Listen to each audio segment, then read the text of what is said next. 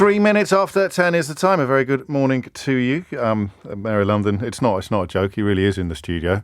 Welcome. It's been a while. Good morning, James. Nice to be here again. We should begin with the remarkable events of last weekend, I suppose. Your thoughts on Kidderminster Harriers thumping Kings Lynn 4-1 away and securing their place in the National League North playoff finals against Brackley Town on Sunday? Well, I thought you were going to talk about Liverpool's sixth victory in a row against on Anfield on Saturday, but it's been a busy weekend. No, it's the big stories matter. The protests, people arrested for having an idea, really, in their head. You are the Police and Crime Commissioner, something that people sometimes overlook. I'll just remind people of the number they need to put their own questions to you, and then I'll ask you to answer mine. 0345 6060 973 is the number. What happened?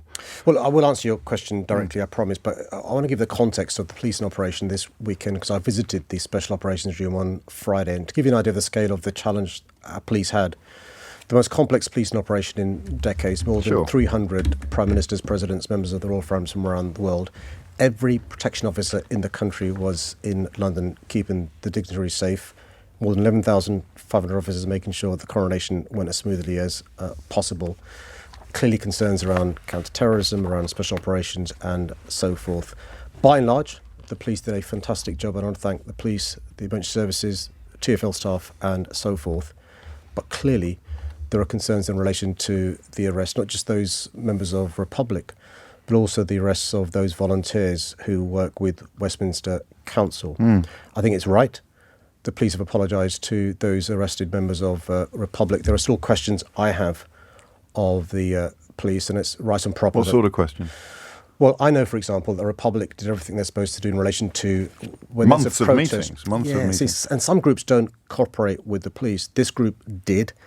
There's a protest liaison officer. What conversations took place? Did those who arrested, those members of Republic, know about these conversations? Why did it take so long for them to be eventually released? Did the new legislation play a part in some of the confusion? You'll be aware, James, of the phrase lock on and going equipped to. This is the Public Order Act 2023. That's the Section 2 provision, which I think was used to arrest these people. A separate issue, of course, in relation to the three volunteers with Westminster Council. Again, local officers know about this question. Those who arrested these three know about this. And I appreciate, by the way, the real-time concerns the police had. And I appreciate, of course, these are fine lines and often, imperfect intelligence can lead to mistakes being made. But if we're going to learn lessons going forward, if we're going to earn back trust and confidence, we've got to make sure nobody's under any illusion that you can't protest as long as it's peaceful, lawful and safe. But there's an interesting dynamic in play here, and I've seen Mark Rowley go a little bit further down the same road that you're on at the moment, which is that the coronation was such a massive event that it kind of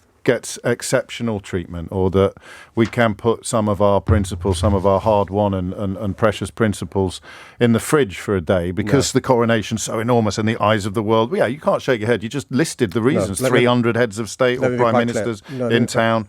So, the right to peaceful protest can be paused for 20 to 24. One-offs are rarely one-offs. No, you've got to be able to walk and chew at the same time. You've got to be able to, at the same time, make sure, and that's why it's so complex, make sure that the event goes smoothly, but also enable people to protest. And I'd remind your listeners, the right to protest is enshrined in the Human Rights Act, which some politicians want to get rid of. It's Article 10. And by the way, sometimes protests can be unpopular. It's not just simply popular things you can protest about. And it's really important that you, at the same time, keep the public safe, make sure there's no public disorder, breach of the peace and so forth, at the same time as allowing people to do what they're allowed to do by law, which is to protest. And I think it's possible to do both. Clearly, it appears mistakes are made, on Friday night, Saturday night, and that's why it's important for these questions to be answered. And is there any sanction if mistakes are shown to have been made, and you, like many people watching, believe that they have? Is there any sanction? Are there any consequences? It can't be pleasant to spend a night in a cell or to spend any time at all under lock and key, especially when you are wholly innocent of any offences. Do officers or their superiors face any consequences for this kind of error? Yeah, talking in the hypothetical, because I've not received the responses, but there are issues around conduct. Said clearly mistakes were made, so that bit's not hypothetical. Yeah, well, no, but sometimes police officers with the best of intentions can make mistakes, and that's why an apology is the right thing to do. Sometimes it's clearly a misapplication of the law, and there are clearly remedies open to those people, whether it's a complaint to the police watchdog, the IOPC, And I understand from the media, I've not had a chance to speak to any members of Republic, that some may decide to bring civil actions against the police. But it's important we learn lessons. Why? Because in the future, hopefully, there will be protests, because we think protest is an important part of our democracy. We shouldn't, denigrate people who want to protest. The key thing I'd ask them is to make sure it's, peaceful, lawful and safe. Lee Anderson, known as 30p Lee, suggested people who want to protest against the monarchy should leave the country, I think. Well, it's not. Well, I think Mr. Anderson should read his history and find out a bit more about the joys of living in a democracy. And if you want, I make this point in a polite, courteous way. One of the joys of a democracy is not simply being able to vote, but it's also being able to protest, to sign petitions, to, dare I say it, lobby your MP. And the idea that everyone's of the same mind is just nonsense. And I suspect even the royal family, I say that in the context of what the protests are about, wouldn't want to live in a society where people couldn't, protest against them being the royal family. Final question from me on this. You mentioned politicians. Some politicians, you said, want to get rid of the Human Rights Act. Some politicians would quite like to get rid of the Public Order Act. Are you one of them? I think there are some provisions of the latest act that I'm unhappy about. Had I been in Parliament, I'd have, with my Labour colleagues, voted against the third reading. There are some provisions of the act which I think are worth keeping. For example, protecting national infrastructure. But it's important to recognise that it is still lawful. It must still be lawful to protest. You're a lawyer. Keir Starmer's a lawyer. He ruled out repealing this act earlier this week. Is there a confusion among non-lawyers about the distinction between repeal and reform when we talk about bills like this and bills like the immigration bill? Yes, so when you repeal an act, you basically remove it from the statute books. So even the good stuff in the act you cannot use anymore. And that's why there's a separate discussion about priorities in relation to finite time in a parliament. And so if there are provisions of any act that should be withdrawn, rather than you repealing the entire act, what you do is you pass a new piece of legislation and have clauses in there which remove sections of a previous act. It's happened forever, continue happening going forward. That's a better way to improve legislation already passed rather than repealing an entire act. And you're confident that a future Labour government would seek to reform the Public Order Act or the immigration bill? As a question of priorities, I think the fact that the Labour Party in Parliament voted against third reading shows their unhappiness with many provisions of the Act.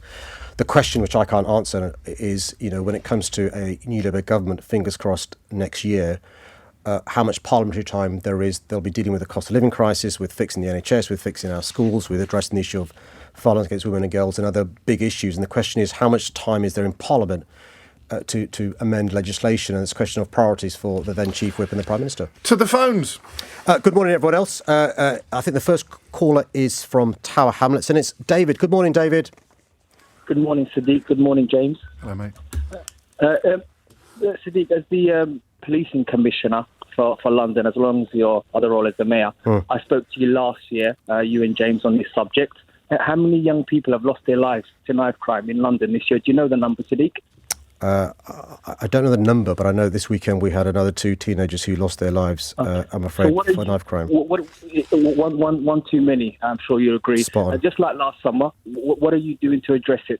Because I keep bringing this subject up every year, and I don't see improvements, sadly. Well, David, I'm conscious that the families of those 2 teenagers who lost their lives may be listening, so with your indulgence, I want to tell them that I'll be meeting with them shortly to discuss their particular awful cases. In one of the cases, by the way, a 15-year-old has been charged with the murder of a 16-year-old, and it's no consolation to the bereaved family to know that last year we had the fewest number of teenage homicides in any year since 2012. Because you're right, David, one teenage homicide is one too many. So the big thing we're doing to try and reduce the number of teenage homicides is to not just make sure youth clubs are reopened, youth workers are re-employed, but to make sure we've got youth workers inside hospitals, youth workers inside police stations, but also youth workers doing outreach work to make sure young people have constructive things to do. And that includes providing 100,000 young people who haven't currently got a mentor. We've got to keep young people busy, but also make sure their aspirations are fulfilled rather than, unfortunately, getting involved in activities that can lead to them, either being injured or ultimately losing their lives. The second part, though, in addition to keeping young people busy and giving them constructive things to do, is to make sure that the police are supported in relation to making sure those people who are carrying knives or offensive weapons have those removed from them, because what we don't want is a situation where people who carry knives think they can carry knives with impunity. So that means supporting the police and being tough on crime. What does a mentor do? So one of the things that we realise is many young people in London may not have a big brother or a mum or a dad that can be a role model and a mentor do them. So a young person is assigned a mentor, and he or she will spend time talking to them, meeting with them, giving them advice, opening up their contacts. They could be helping them get employment, helping them get education.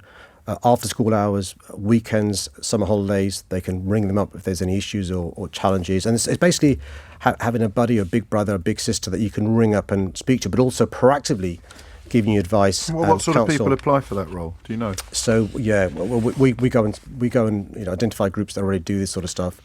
I would probably check who they are. I mean, I in my life, David and James benefited from mentors, not just big brothers, boxing coaches, cricket coaches, teachers at school.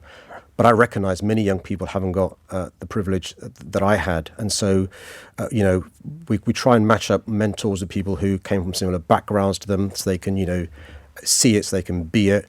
We try and link up young people with mentors in a line of work that the young person wants to go into, because it is really important. Young people, particularly in our city, who haven't currently got aspiration, have that aspiration. And so, we are making progress. But clearly, as David said, we've had 2 more teenage young Londoners killed in our streets this weekend. That's too many. What would you like to see, David? Well, I'm a local coach in Tower Hamlets as well, so that's what I do on the side. What do you coach, David?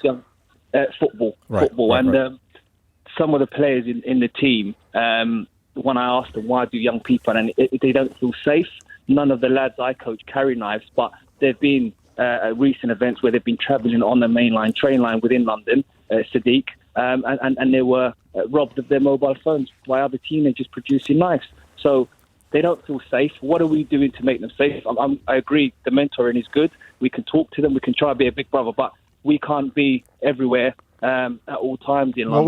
What would help? Can you think of anything? I think it's, I know Sadiq's not responsible for this, but, lobbying the government, anyone carrying a knife who feels it's okay. A lot of young people, sorry, I get emotional when I of course you do. Talk about this, but when a 15-year-old decides to carry a knife because it's okay, there is no consequence. And those parents, sadly, are the ones. I'm a parent of 3 kids, and I just feel like Sadiq and, again, I'm talking to you. What are you going to do, to try and make sure that anyone that carries a knife in London gets severe punishment? David, what it's really so when I go to schools and meet young people, and it's often the football pitch, I often ask them how many of them know somebody carrying a knife, and lots of hands go up, David. And then I ask, why do you think they're carrying a knife? And you're spot on. A lot of young people wrongly believe by carrying a knife they'll be more safe rather than less safe. And so we did a campaign last year, David, with it was a really sad campaign, but it was bereaved mums who'd lost a son talking to young people about the consequences of carrying a knife, and often their sons had unfortunately been carrying a knife and then ultimately lost their lives because too many young people think it makes them more safe rather than less safe carrying a knife. And so what I'd say, I say to this, to parents and big brothers and big sisters who, can't persuade their younger sibling or child to leave the knife at home, is actually to ring the police. You can do it anonymously, or you can ring the police, because actually you're doing them a favour by removing the knife from them, because I'm afraid too many people who ultimately lose their lives are people who have carried a knife thinking it would make them more safe, and it didn't. What can people do if they want to get involved in mentoring? Do you know? Yeah, contact City Hall. We already are working with some really good groups. So far, we've got more than 42,000 mentors. We're looking for more mentors. Obviously, we do the proper due diligence and the proper checks and so forth to make sure somebody's an appropriate mentor. But it's a really, by the way, you get something out of it being a mentor, not just the mentee. The mentor also really gets something out of it. Thank you, David. I know you'll call again, and I can guarantee you'll get put through again. Speaking of people getting put through, I keep handing them pieces of paper with the name of the next caller written on. You could have told me that they've given you an iPad. Well, it's 2023, James. No one told me. I'm scribbling away here I'm doing court reporting. Yeah, James, you were the future once. Yeah, the second caller, David, thank you for your call. And if you could give James's team your details, I'd love to come and see the young people that you coach as well in Tower Hamlets. and maybe play football as well. The next caller is from Tottenham, and it's Ali. Good morning, Ali. Good morning, Sadiq Khan. Great job you're doing. But if Keir Starmer wins the next election, fingers crossed, I hope it does, can you not make the same mistakes as Tony Blair and Gordon Brown in from 97 to 2010 and not support the buy-to-right, basically selling council houses? It's been an absolute disaster the last 4 years. Both Labour and Conservative governments have supported this disaster. That's why we're spending like £30 billion on housing benefit, basically making private landlords rich and paying off their third, fourth, fifth houses. So basically, to reduce homelessness, can you promise or encourage Keir Starmer and the Labour government not to continue this disastrous policy, i.e. buy-to-right, the idea of selling council houses, public assets into the private sector? Because I'm in a situation now. Sorry, go on. No, you carry on, Ali. I was about to ask what your personal situation was, but you're ahead of me. My grandmother died the last year, and my mother died 13 years ago. So I've been a carer for 13 years, looking after my mother, who died from breast cancer at the age of 49 in 2003. So, and then I had to look after my grandmother and my 3 younger brothers. And under the this succession, because my mother was the previous tenant, then my grandmother took over the tenancy. Now, Home to Harringay is trying to make me and my 3 younger brothers homeless. So I'm very passionate about this issue. So, because I'm appealing it at the moment, but I don't think I'm going to win this to renew the tenancy. You can understand why I'm kind of passionate on this subject.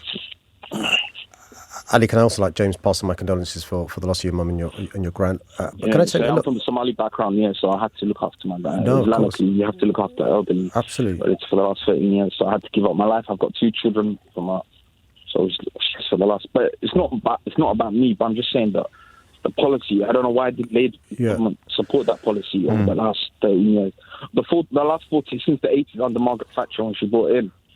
They couldn't be super successful. I think Labour would have won that 2010 if they did not have that policy of buy-to-right. Because now look at the disaster. Yeah. So Ali, it is about you and people like you. So look, there are many, many things that Tony Blair and Gordon Brown did that I'm incredibly proud of. But I think we've got to have the humility to recognise the Labour government back between 1997 and 2010 didn't get everything right. And one of the things that we should have done is build more council homes. The issue with right to buy, Ali, is you're spot on. Since 1979, when right to buy increased hugely when it's first introduced, for every 6 homes sold off in London, for every 6 sold off, only 1 was rebuilt. So the stock wasn't replenished. And often that stock under right to buy was sold off to the person living there. They then sold it on.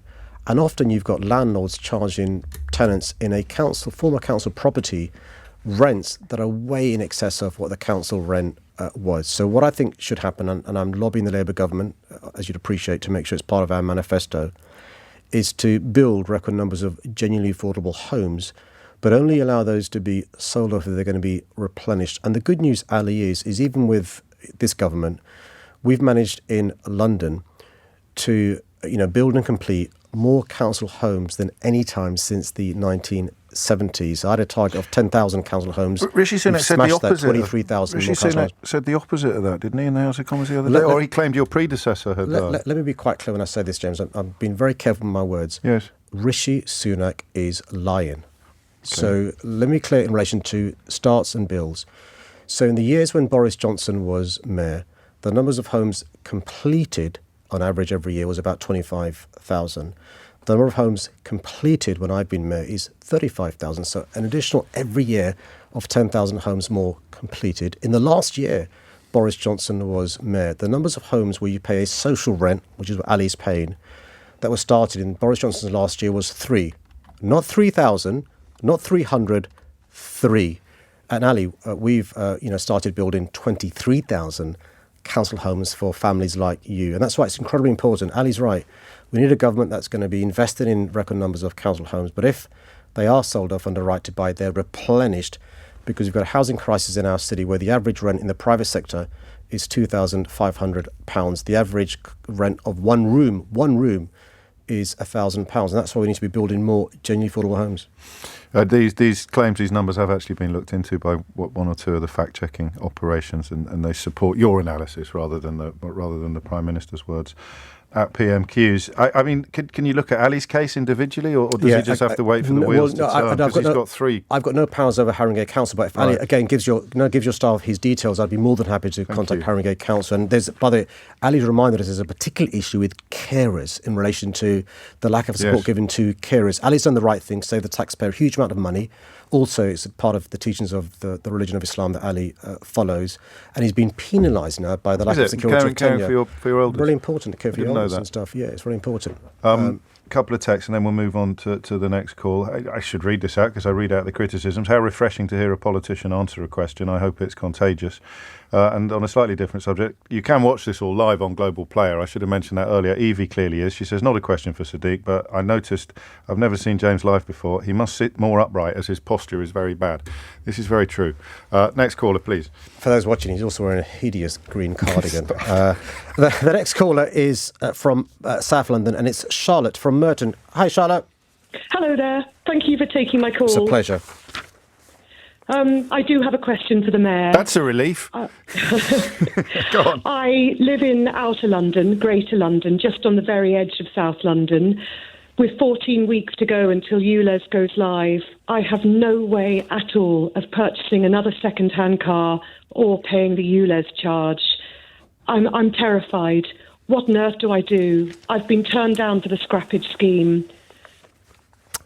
Well, Charlotte, thanks for ringing in. I'm really sorry you've been turned down for the scrappage scheme. If I could explain why we're doing this, it wasn't an easy decision for I will make you address her directly after you've given us the for me to picture. do. Sure. It wasn't an easy decision for me to do, Charlotte. But in your part of London, in Outer London, the area is worse than in Central and Inner London. The 10 boroughs with the worst area in our city are all in Outer London.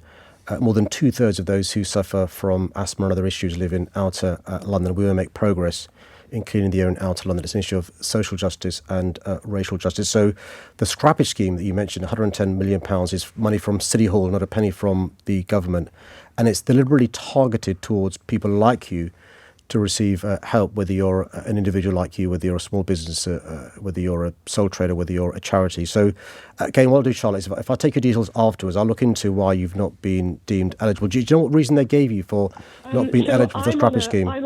I'm on a low income. Yeah. I work in healthcare. Yeah. I'm a single parent with 3 children at university. Yeah. So I am absolutely reliant on my car for my shift work in the hospital and for getting the kids to university. This was their goal. They all went to local schools in South London. Right. I want to get them all cracking. I want to get them there. I'm not on benefits. I'm not on universal credit. Yeah, you don't need to be on benefits to be eligible for the Did they give you a scheme. reason, Charlotte? All I know is that I've applied online 4 times, and each time it's come back to me, unfortunately, you are not eligible. Computer says no. Charlotte, let me again, please give James' team your details, and I promise you I'll look into this. And get back onto me if you don't hear from them. So give James' team your phone number. Don't say it on air, and I'll get my team to ring you today. How many people are in Charlotte's position? The good news is more than 9 out of 10 people in Outer London, more than 9 out of 10 have compliant vehicles. Such that the number of people who have a non-compliant vehicle is actually quite small. The figure is, I think, 200,000 vehicles are non-compliant in Outer London, and that's why we've got this scrappage scheme, £110 million. Many people think their vehicle is non-compliant when it actually is. And so what I'd encourage your listeners to do is go to the TfL website, type in your number plate, see if your vehicle's compliant. Have you done that, Charlotte? Oh, 100 times. Okay. I've tried everything, and with 14 weeks to go, I can hear the panic. Well, I can hear the panic in your voice. The good news, Charlotte, is there's still a lot of money left in the scrappage scheme. So give James's team your your phone number. We'll speak to you later on today and see what we can do. And 200,000 others, did you say? Well, no, a lot. That's when we first. So how many people do we know are in Charlotte's position now? When we began the process 3 years ago, 39% of vehicles compliant. Now it's 9 out of 10. So it's going down every day, every week in relation to those who are non-compliant. We circle this quite a lot, and it's absolutely no solace to anybody like Charlotte and many other people. But you have made a calculation here, haven't you? That the plight of people like her, if it turns out that you can't help her, is a price worth paying for the it's a utilitarian calculation for the improvement, the overall improvement in the quality of the air that London breathes. Well, yes and no. Give me the no, because I understand the yes. Because I'm conscious of concerns like people like Charlotte is why we set aside £110 million to support them.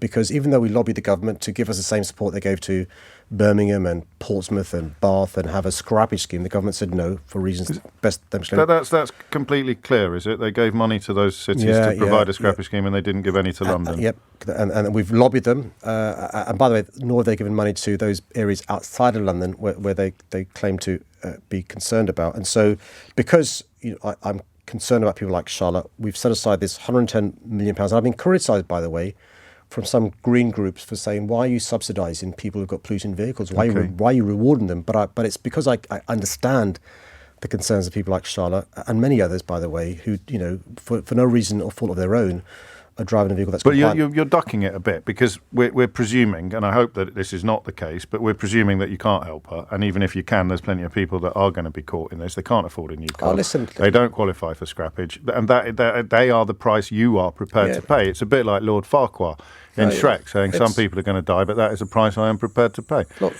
in politics, the easy and lazy thing to do is try and be universally popular and duck the tough issues and kick the can down the road. I think the issue of climate change and air quality is an issue that deserves and demands addressing now. And so I could set a target for 2050 or 2060 or 2070. I could allow every year 4,000 people on average to die every year because of air quality issues, and children to have stunted lungs in perpetuity, and adults with a whole host of health issues from asthma, cancer, dementia, heart disease. Or I can take these tough actions. And by the way, James, this isn't the first time politicians have done things that may appear unpopular and unfair. Banning smoking in public places in 2006. I voted for that when I first introduced the ULEZ in central London. You and I were here, and we were told the problems it caused for central London and so forth. Removing power stations from the heart of our city in the 1950s, building sewers in the 1850s. So listen, I want to be of that generation of politicians that takes action rather than those that put their head in the sand. I've got time for one or two more. The next caller is thank you, Charlotte, and please do make sure you give James his details. Talking over you. Get back in touch with me and let me know how you've got on with the Mayor's office. Okay, Charlotte. Well, I will do. Thank you. Thanks, Charlotte. Thanks for ringing in. I really appreciate it. Sorry for talking over you, James. The next caller is from Slough, and it's Nick. Good morning, Nick. Hiya, Sadiq. I just wanted to ask you, as the Mayor of London, your thoughts on the incident that took place a couple of days ago with the homeless man and his two beautiful dogs who were shot and killed by the Metropolitan Armed Police next to a residential housing area. Do you think that was justified? Before you answer, I just want to remind listeners that both dogs were on leads. They posed no risk. Their tails were wagging. You haven't got to be an animal expert to know that when the tails are wagging, they're happy and calm. There were no vulnerable, elderly, disabled or children in the immediate area. And again, the dogs were both on the leads. Have you seen this? What's your thoughts on it, Mayor of London? So Nick, thanks for ringing in. Look, I'm where you are in relation to. I only know what I've seen in the media, and it is distressing. You don't have to be a dog owner like me and you to be distressed by this. The police watchdog, the IPC, is now looking into this, and it's important they look into this because obviously there was a lethal discharge of a gun. And you'll be aware that the man who was the dog owner was arrested as well. And that's why it's important this is properly looked into. So, look, we've only seen, what we've seen. And so I think we should wait and see for the IPC to do their report. But of course, it's distressing. Those of us who watch this, it's distressing. But I think it is proper for the IPC to be allowed to do their job and look into this.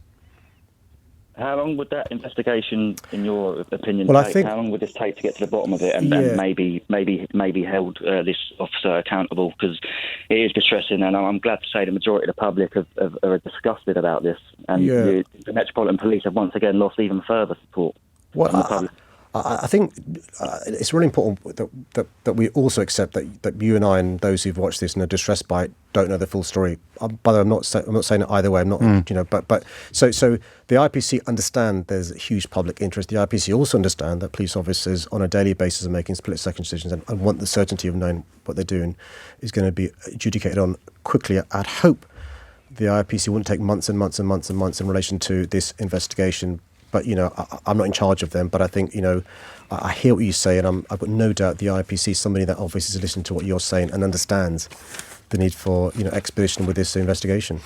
10:32. We'll keep an eye on that one, Nick, and keep track of that investigation as it unfolds. Final call now, which I was expecting actually, but you can introduce the next caller. The next caller is Alistair Morgan, and for those that don't know, Alistair is the brother of Daniel Morgan, who was brutally murdered in 1987. Alistair, good morning. Good morning. Good morning, Alistair. Good morning. Can you hear me? Loud and clear, Alistair. What would you like to ask? It's James here. What would you like to ask the Mayor?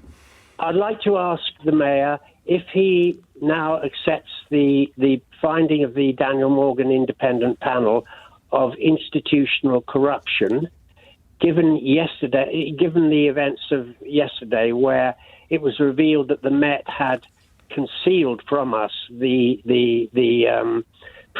their finding of quite a large number of documents in a cabinet in Scotland Yard, and that we only found out about this really, or we first found out about it from a journalist. Would you?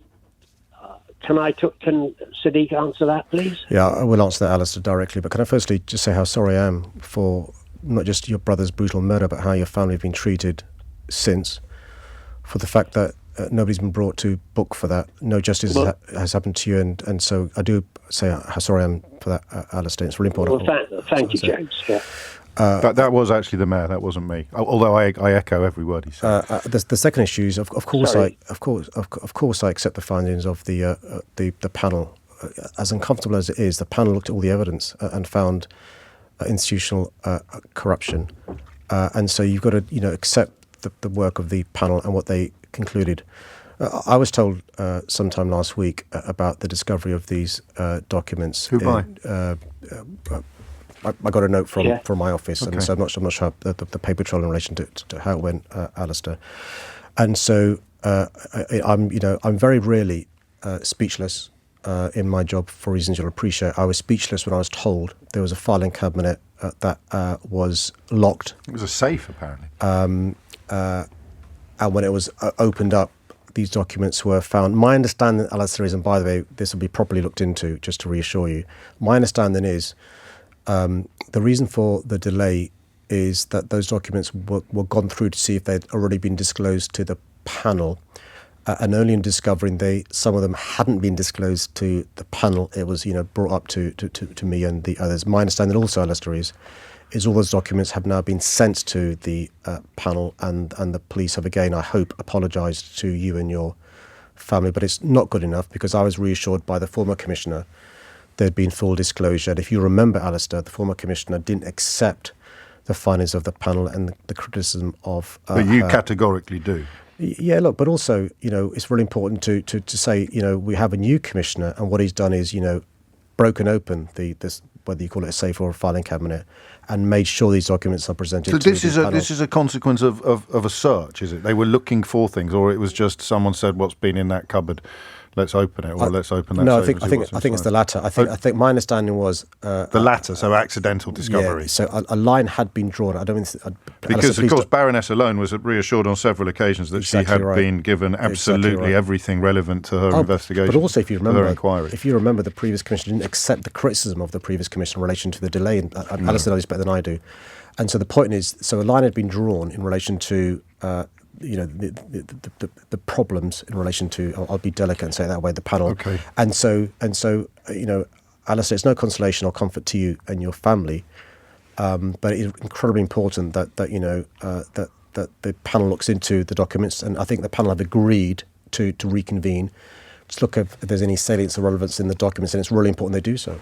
Alistair, if you could stick around during the news, I'd like to talk directly to you a little more about this after we say goodbye to the Mayor. But before we do that, is there anything you'd like to come back at him with?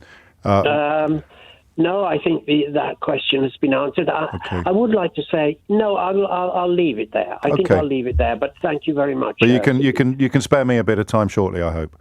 Sure, I can. Yes. Thank you, Alistair. Okay, and I mean, I should add actually before we say goodbye to the Mayor that the reason Alistair and his family have been given for the unlikelihood, I think that's a word, of anybody being brought to justice for the murder of his brother is in large part the disappearance and destruction of documents and important exhibits. So, this is the United Kingdom in 2023 and they're turning stuff up. It's worse than that because had Alistair not persevered for the last, 40 years, 35 odd years, question, would this still be being talked about and looked into and, all the rest of it and stuff. So it is really important. We can't just park it because it happened in 1987.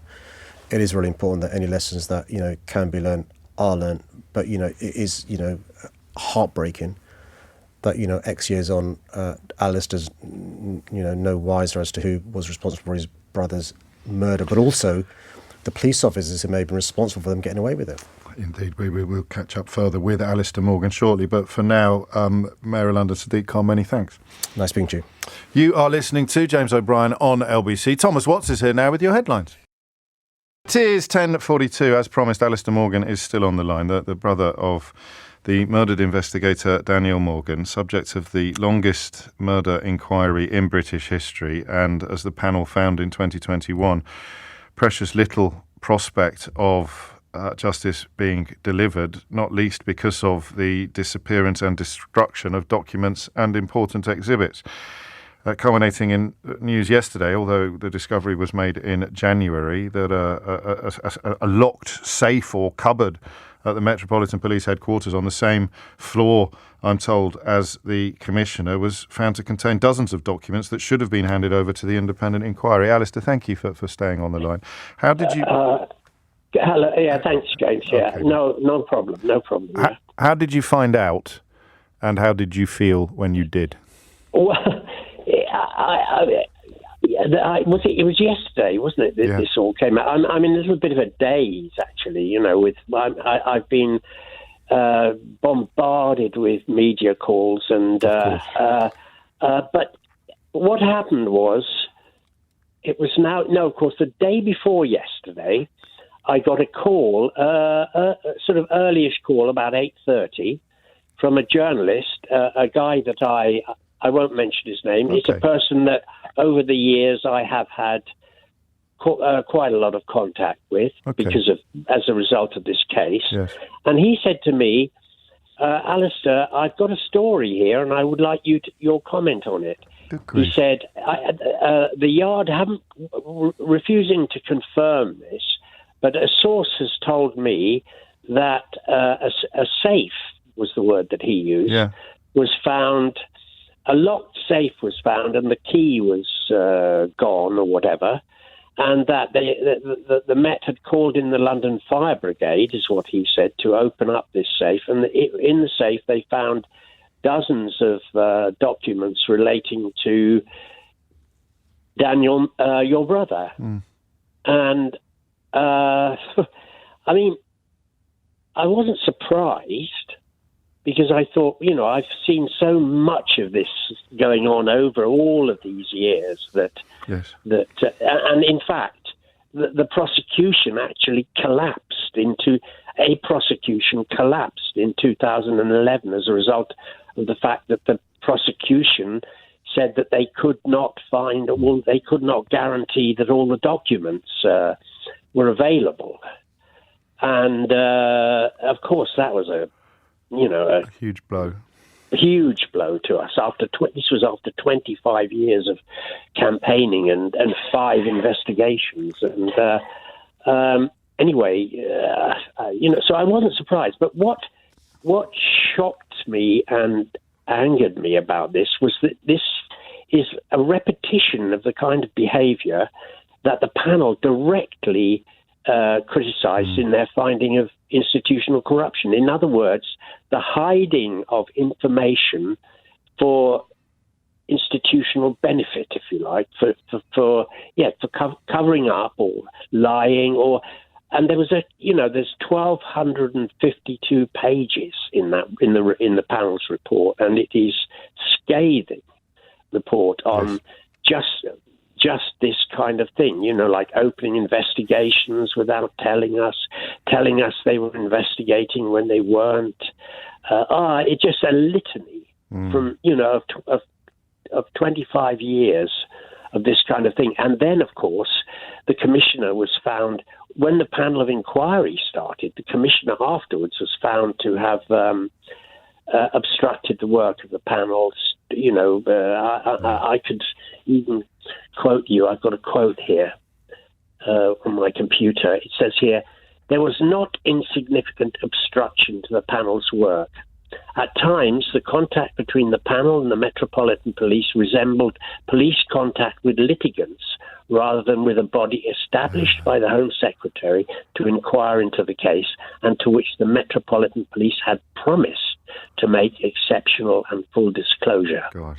The panel concludes that despite the express commitment to the Metropolitan Police in the terms of reference to support the panel's work, the Metropolitan Police did not approach the panel's scrutiny with candour in an open, honest and transparent way, making exceptional and full disclosure of relevant documents. The way in which the material was disclosed or withheld had the effect of making the panel's work more difficult. Now, my mother died after 30 years of campaigning as a result of these, died during this process precisely because of this obdurate obstruction by the Metropolitan Police.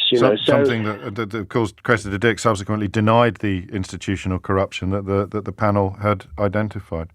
Yeah, exactly, and it was a pantomime. There was a chorus of senior Met officers brought onto the television immediately after the publication, and they couldn't even have possibly have read the report, and they were all denying it. So it was, it's reputation protection ahead of the pursuit of justice, isn't it? At every turn of the last 30 years. Have you heard directly from the Met yesterday? Because oddly, I read that Baroness O'Lone, like you, only heard of this discovery on Tuesday, despite the fact that the documents were discovered in January. Exactly. And have they been in touch directly with you? Have you heard from the Met directly? Yes, I have. We've had a letter. My solicitors had a letter from Barbara Gray at the Met.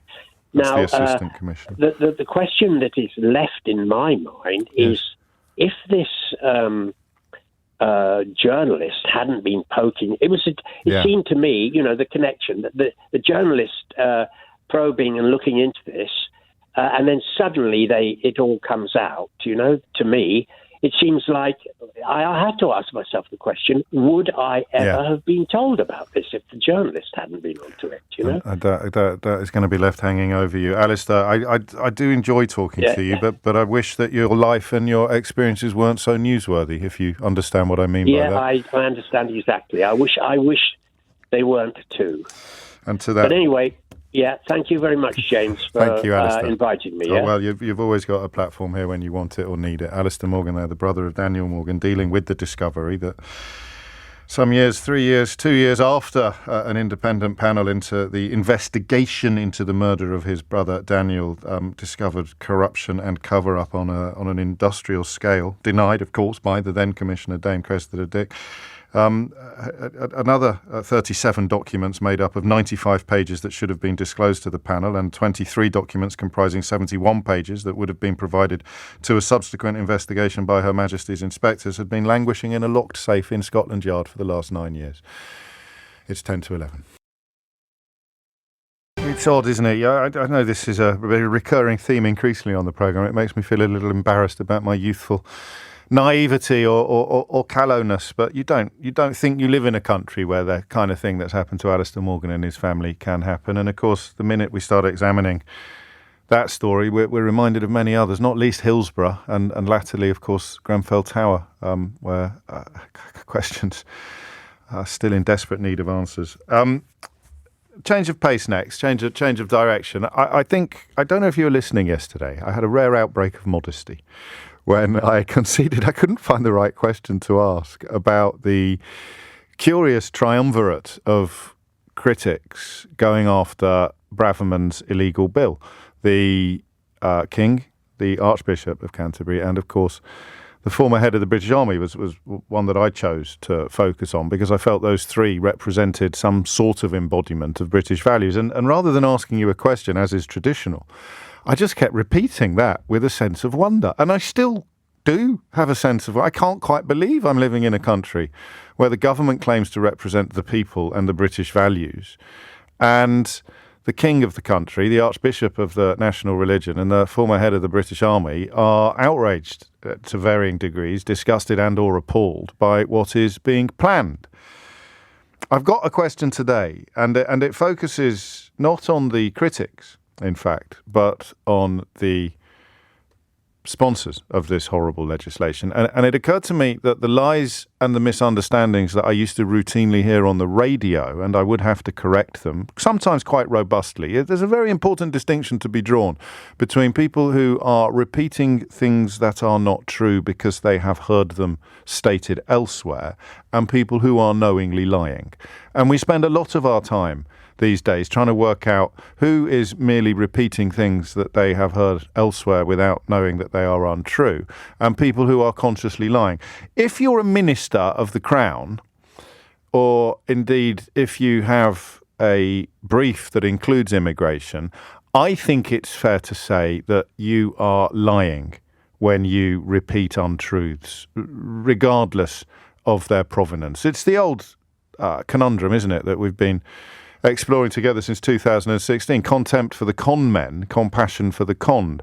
So do you think that Immigration Minister Robert Jenrick, Honest Bob Jenrick, was demonstrating membership of the conned constituency or the con man constituency when he was interviewed by Krishnan Gurumurthy on Channel 4 News last night? Have a little listen to it and decide for yourself.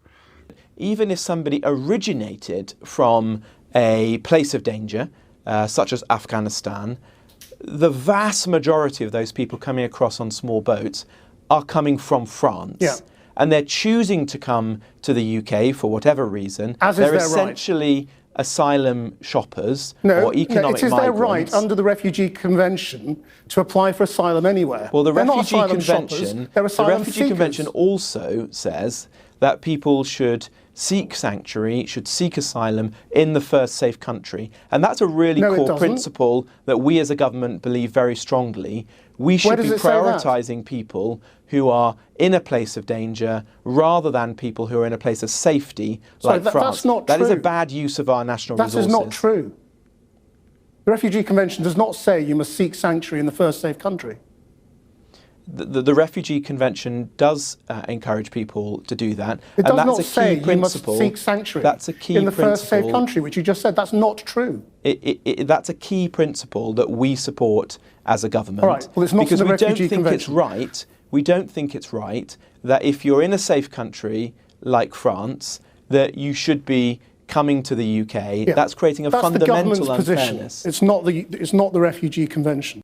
It's a lie, actually, which Krishnan is far too professional to say in a studio. You have to give these people the benefit of the doubt. You can rise in post-Brexit Britain to the role of immigration minister while having a profound ignorance of international refugee policy. For the avoidance of doubt, refugees do not have to stay in the first country they reach. The UN Refugee Convention does not make this requirement of refugees. UK case law supports this interpretation. Refugees can legitimately make a claim for asylum in the UK after passing through other so-called safe countries.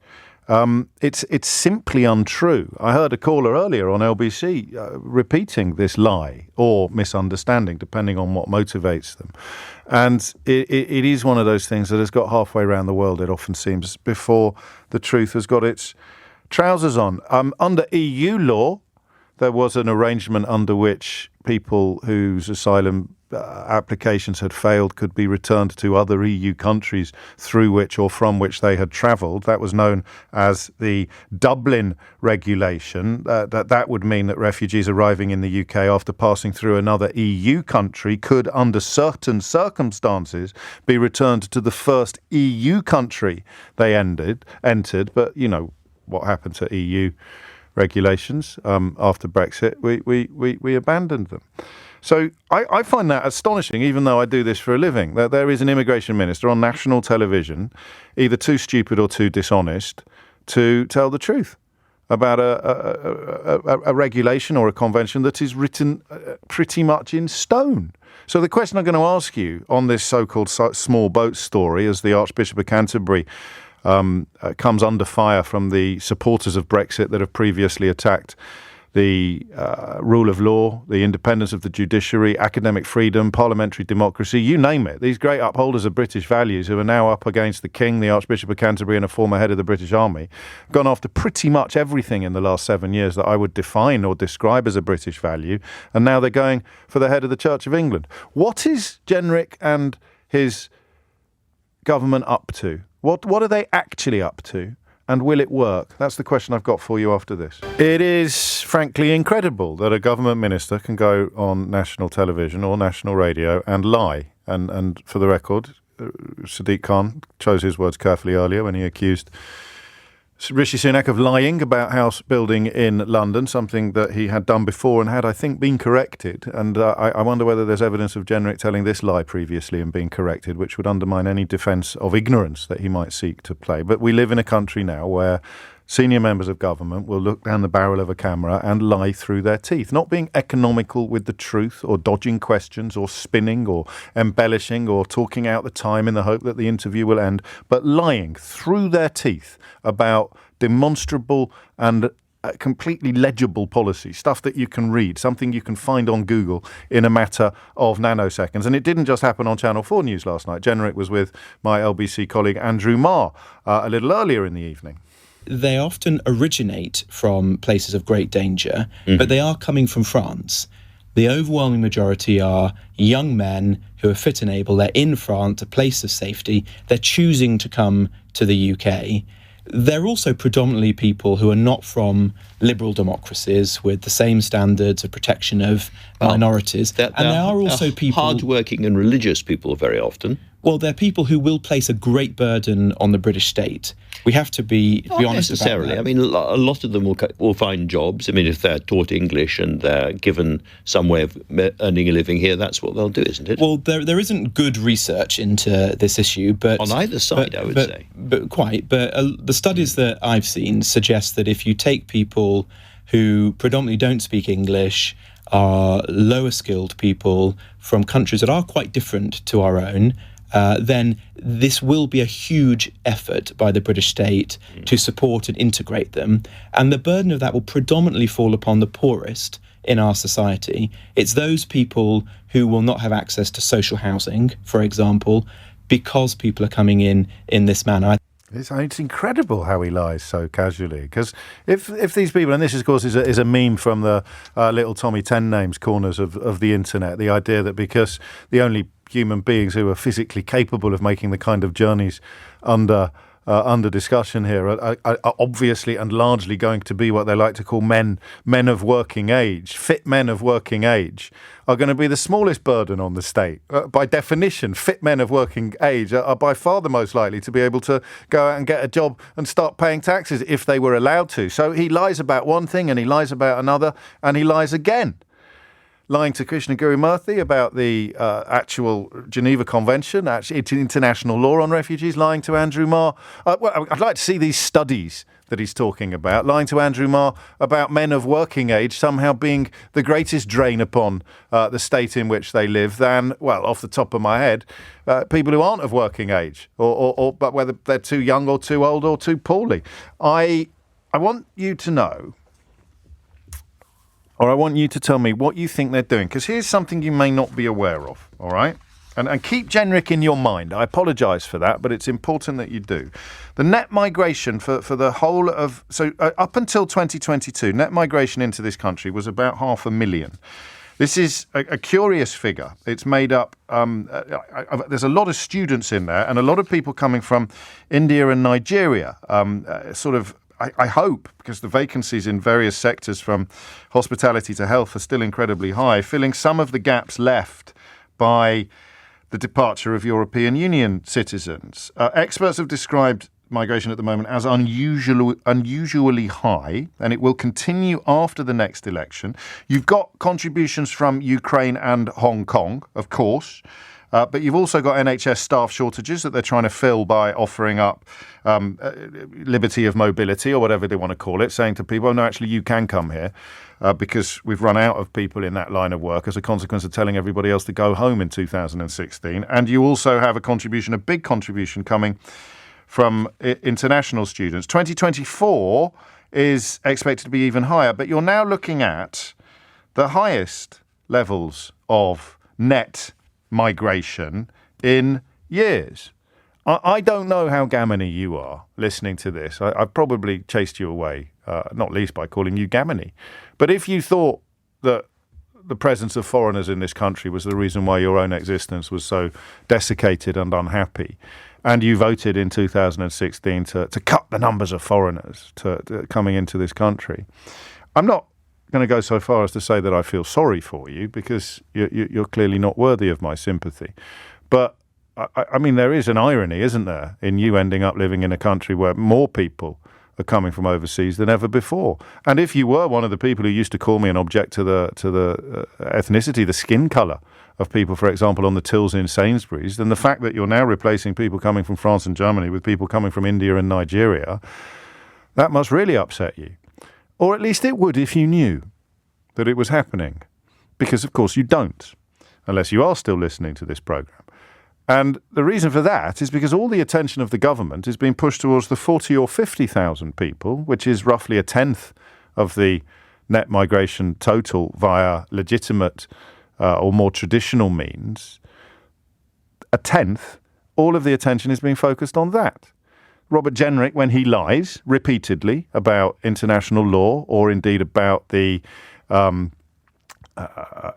financial burden of people coming here in small boats, is not telling you, despite being the immigration minister, that his department is currently presiding over record levels of net migration.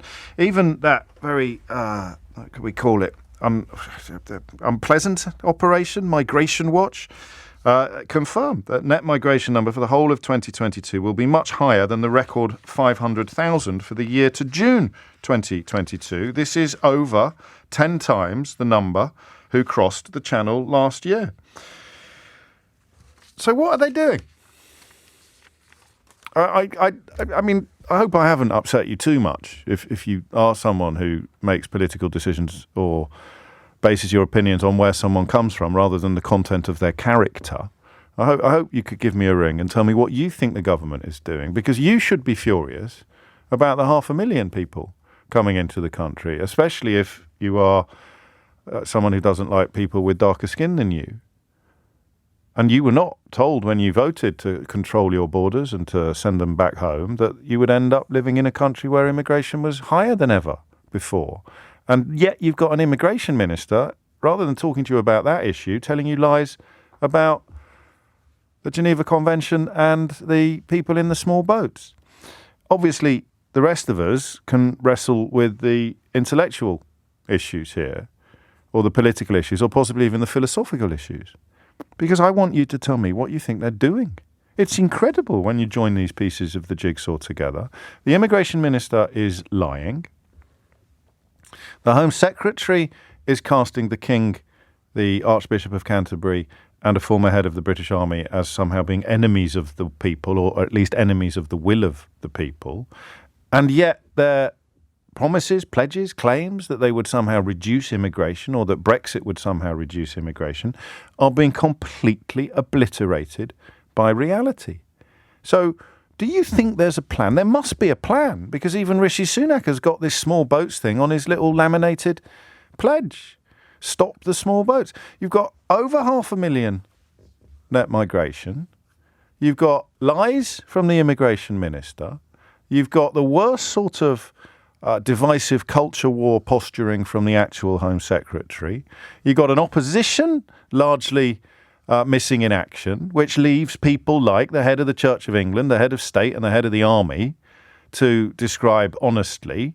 Perhaps Gary Lineker's taken a day off. So those three have stepped up to the plate to describe honestly and clearly what is actually true. This is a disgusting policy being enacted by disgusting people who are lying to you with a casualness that I have not seen before. And if you think I'm exaggerating, listen again to Robert Jenrick on Channel 4 News last night, lying to Krishnan Gurumurthy. Lying, lying, and lying again. Even if somebody originated from a place of danger, such as Afghanistan, the vast majority of those people coming across on small boats are coming from France. Yeah. And they're choosing to come to the UK for whatever reason. As is they're their essentially asylum shoppers No, or economic it is their right migrants. under the Refugee Convention to apply for asylum anywhere. Well, the They're not Refugee asylum Convention, shoppers, they're asylum seekers. Convention also says that people should seek sanctuary, should seek asylum in the first safe country. And that's a really No, it core doesn't. principle that we as a government believe very strongly. We should be does it say that? prioritising people who are in a place of danger rather than people who are in a place of safety like That's France. not That is a true. bad use of our national That resources. is not true.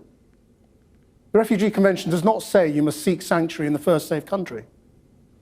The Refugee Convention does encourage people to do that. It and does that's not a say key you principle. must seek sanctuary That's a key in the first safe principle. country, which you just said. That's not true. That's a key principle that we support as a government. All right. Well, it's not because in the we don't Refugee think it's Convention. right. We don't think it's right that if you're in a safe country like France, that you should be coming to the UK.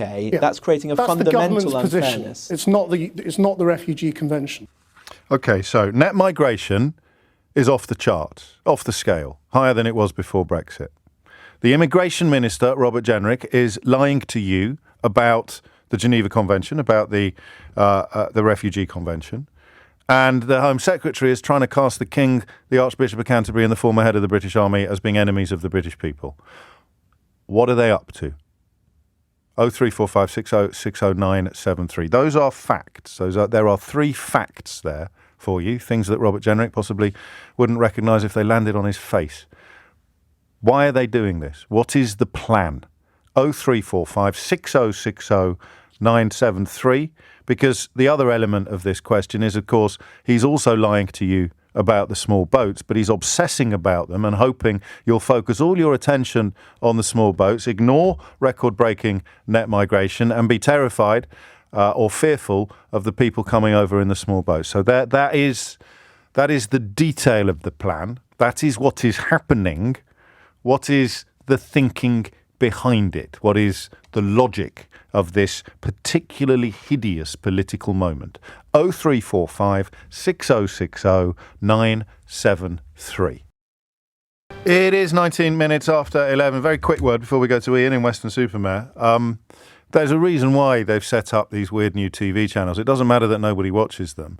It's so that people like Jenrick can appear on camera and clips can be put out into the ether in which they don't get challenged for lying to you. I was baffled for a while, I must confess, as to why anyone would hemorrhage money, tens and tens and tens of millions of pounds, to run television stations that nobody watches.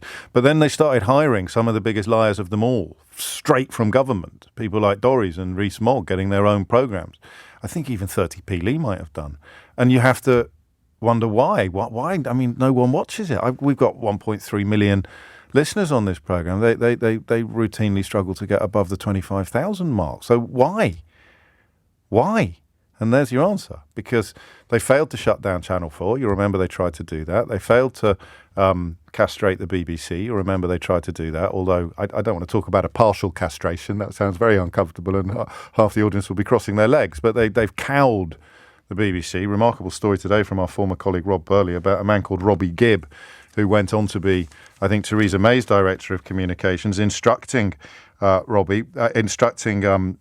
Burley when he was at the BBC not to investigate the truth behind that ludicrous lying bus that they were driving around the country with gay abandon for so long. So that's why these weird new TV stations exist, so that these politicians can increasingly, I'm a bit of a canary down the coal mine on this one, so they can increasingly not ever appear on programmes where they may be asked proper questions and can instead confine themselves to studios where they'll just get their tummy tickled. 21 minutes after 11 is the time. But what is the overall plan of the politicians pumping these lies into the nation's bloodstream? Ian, what would you like to say? Very simply, I think it's distraction, and I think it's low-hanging fruit. They're constantly looking at how they're going to get reelected, and they have to play to their base so the coming up with the boats again and again and again distracts from all the unpleasantries that are going on in this country. I've lived here a long time. I know what they are. And I think Jenrick is a shining light in this. He is looking for anything he can do and lie about to keep them constantly in the limelight to their 150,000. Well, does that mean that are we falling into a trap then? Is the Archbishop of Canterbury falling into a trap? Is the King falling into a trap in that we give, and you are now falling into a trap with me? I'm at the bottom of the trap going, Ian, welcome, because we're talking about it. Well, no, I don't think. I think it's purely that base, and if they can keep that. Yeah, but the more we talk about it, the more the base hear about it. Well, the more the base hear about it, but the more the other side of the coin hear about it. That's true. So you can say on the radio now, Robert Jenrick was lying on television last night, and that wouldn't be happening. Not just last night, but last year and the year before and the year before. So we know he, and we know how many others are. If you just look at it and research it a little, as that reporter did on that interview, they're lying. They're anything they can do to serve their backers.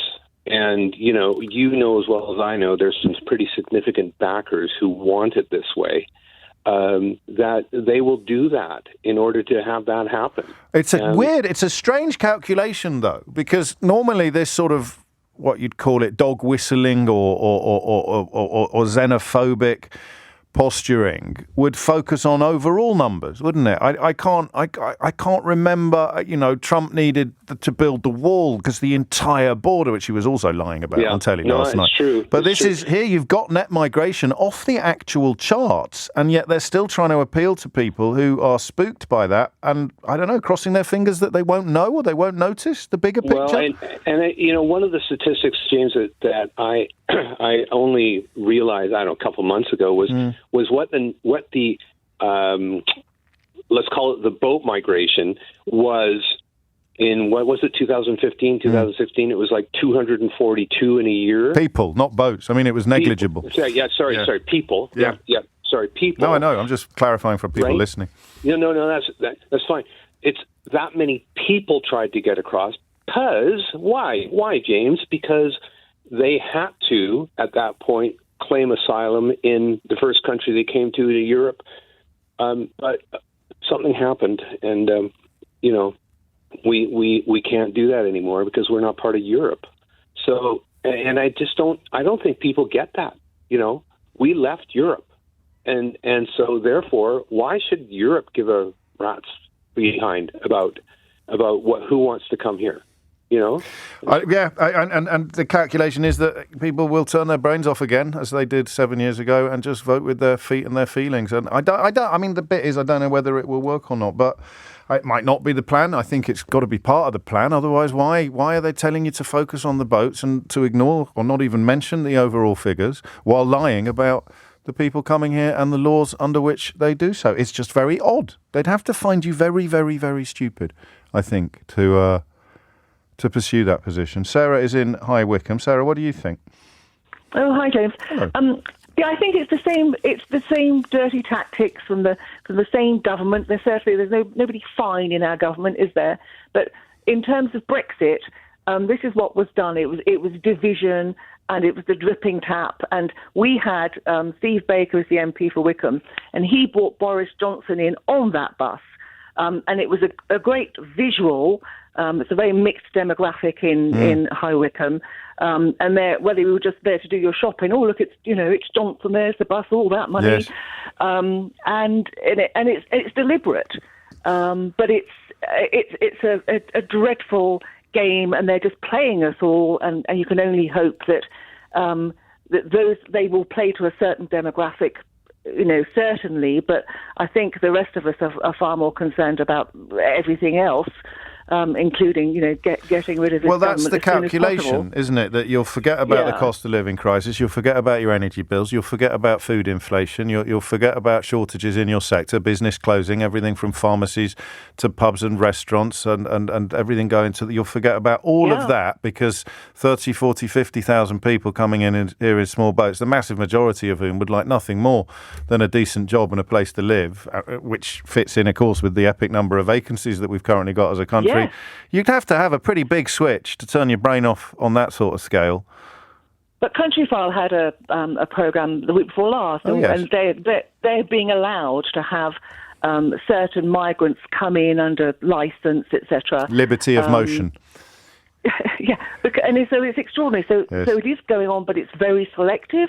We predicted it. We said it would happen. They'd have to... Eventually, there'll be so many sectors with exemptions for bringing in people from overseas that it will be freedom of movement in all but name, with the crucial difference that it is entirely in one direction, and that we can't... That's not the pop band, by the way. That's we can't go anywhere in the European Union, but people from outside these shores can come here, because without them, the country will be in even more of a mess than it is already. Well, I saw the interview last night with Robert Jenrick, and I think back to his, the deal he did in changing the planning laws. Yes. For his, denying Tower Hamlets.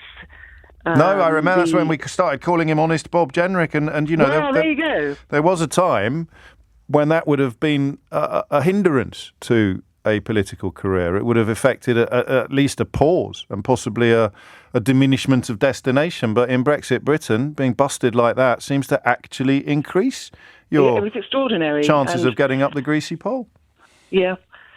I think just a fun thing, with Penny Mordaunt with her role over the weekend, I just thought she looked fab, but we would have had Jacob Rees-Mogg in that role had there not been a change. Well, if it wasn't for Johnson, Jim Pickard at the FT makes this point this morning. If it wasn't for Johnson doing his sort of will he, won't he join the dance during the last round of the Tory search for a leadership, Penny Mordaunt could easily have been Prime Minister at this point. And I don't know what it says about the state of the country, but the odds on her becoming the next leader of the Conservative Party increased. They improved by a lot because of the aplomb with which she carried a sword in Westminster Abbey at the weekend. I'll say that again because you probably think I make this stuff up. The odds on Penny Mordaunt becoming the next leader of the Conservative Party, and therefore possibly the next Prime Minister, although I think more likely to be the former than the latter, improved significantly after people watched her carrying a sword in Westminster Abbey at the weekend. That's Brexit Britain for you, folks. I mean, she did a bang-up job, don't get me wrong. Rees-Mogg, I don't think, would have been able to. He'd have had to have brought in a little trolley or something like that, or he could have got his nanny, perhaps, to help him keep the sword in the air with his puny little arms. But so at least, Penny Mordaunt was capable of keeping the sword aloft for the duration. But the idea that would enhance your political credentials, it doesn't even bear thinking about, does it? Thomas Watts is here now with your headlines. It's 11:33. I recorded a podcast yesterday with some remarkable people. I'll give you the deets when it's up and listenable to. But the main interviewer was Dr. Chantal Lewis, who's a public sociologist at Pembroke College, Oxford. And I was astonished to discover, if you've heard the full disclosure with Jason Arday, she's a colleague and friend of Jason's, and they've really opened up some new worlds to me of things to think about and talk about, and even if we don't talk about them explicitly, they'll influence how I present the programme now for years to come. And talk about the importance of talking to people that you disagree with. I don't do it as much as I used to. I think possibly because Brexit has gone so badly, those old humdingers, they don't really work anymore. You can't really ring me up now and tell me that it will be brilliant and life will be better and everything's going to be great. But on the immigration stuff, I wonder how you feel about the fact that it's higher than ever. Because, and I don't mean this in my usual sort of gammony throwaway lines. There were people persuaded. There were people who aren't evil who were persuaded that immigration was ruining their lives. The effort that was put into it by the Mail and by the Murdoch press and the Telegraph and places like the Spectator. I mean, huge. I mentioned the Spectator because they like to pretend that it was the so-called working class that was furious about it. It really wasn't.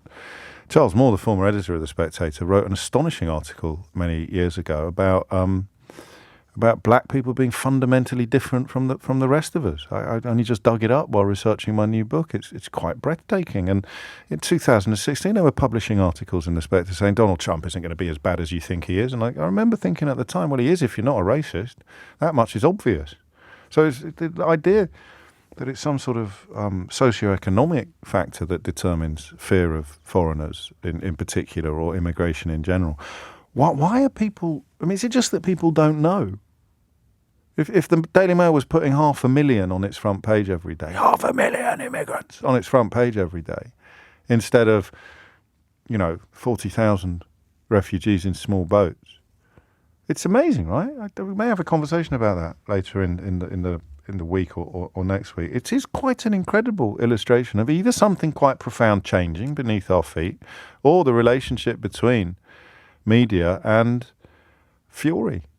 Cultivated xenophobic fury. John's in Spalding. John, what is the plan here? Because it makes no sense either statistically or intellectually, but the gamble is presumably that it will make sense emotionally.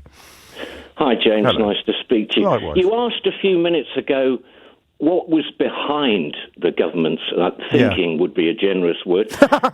Yes. As you said, we're being prodded and encouraged to focus on small boats and almost nothing else.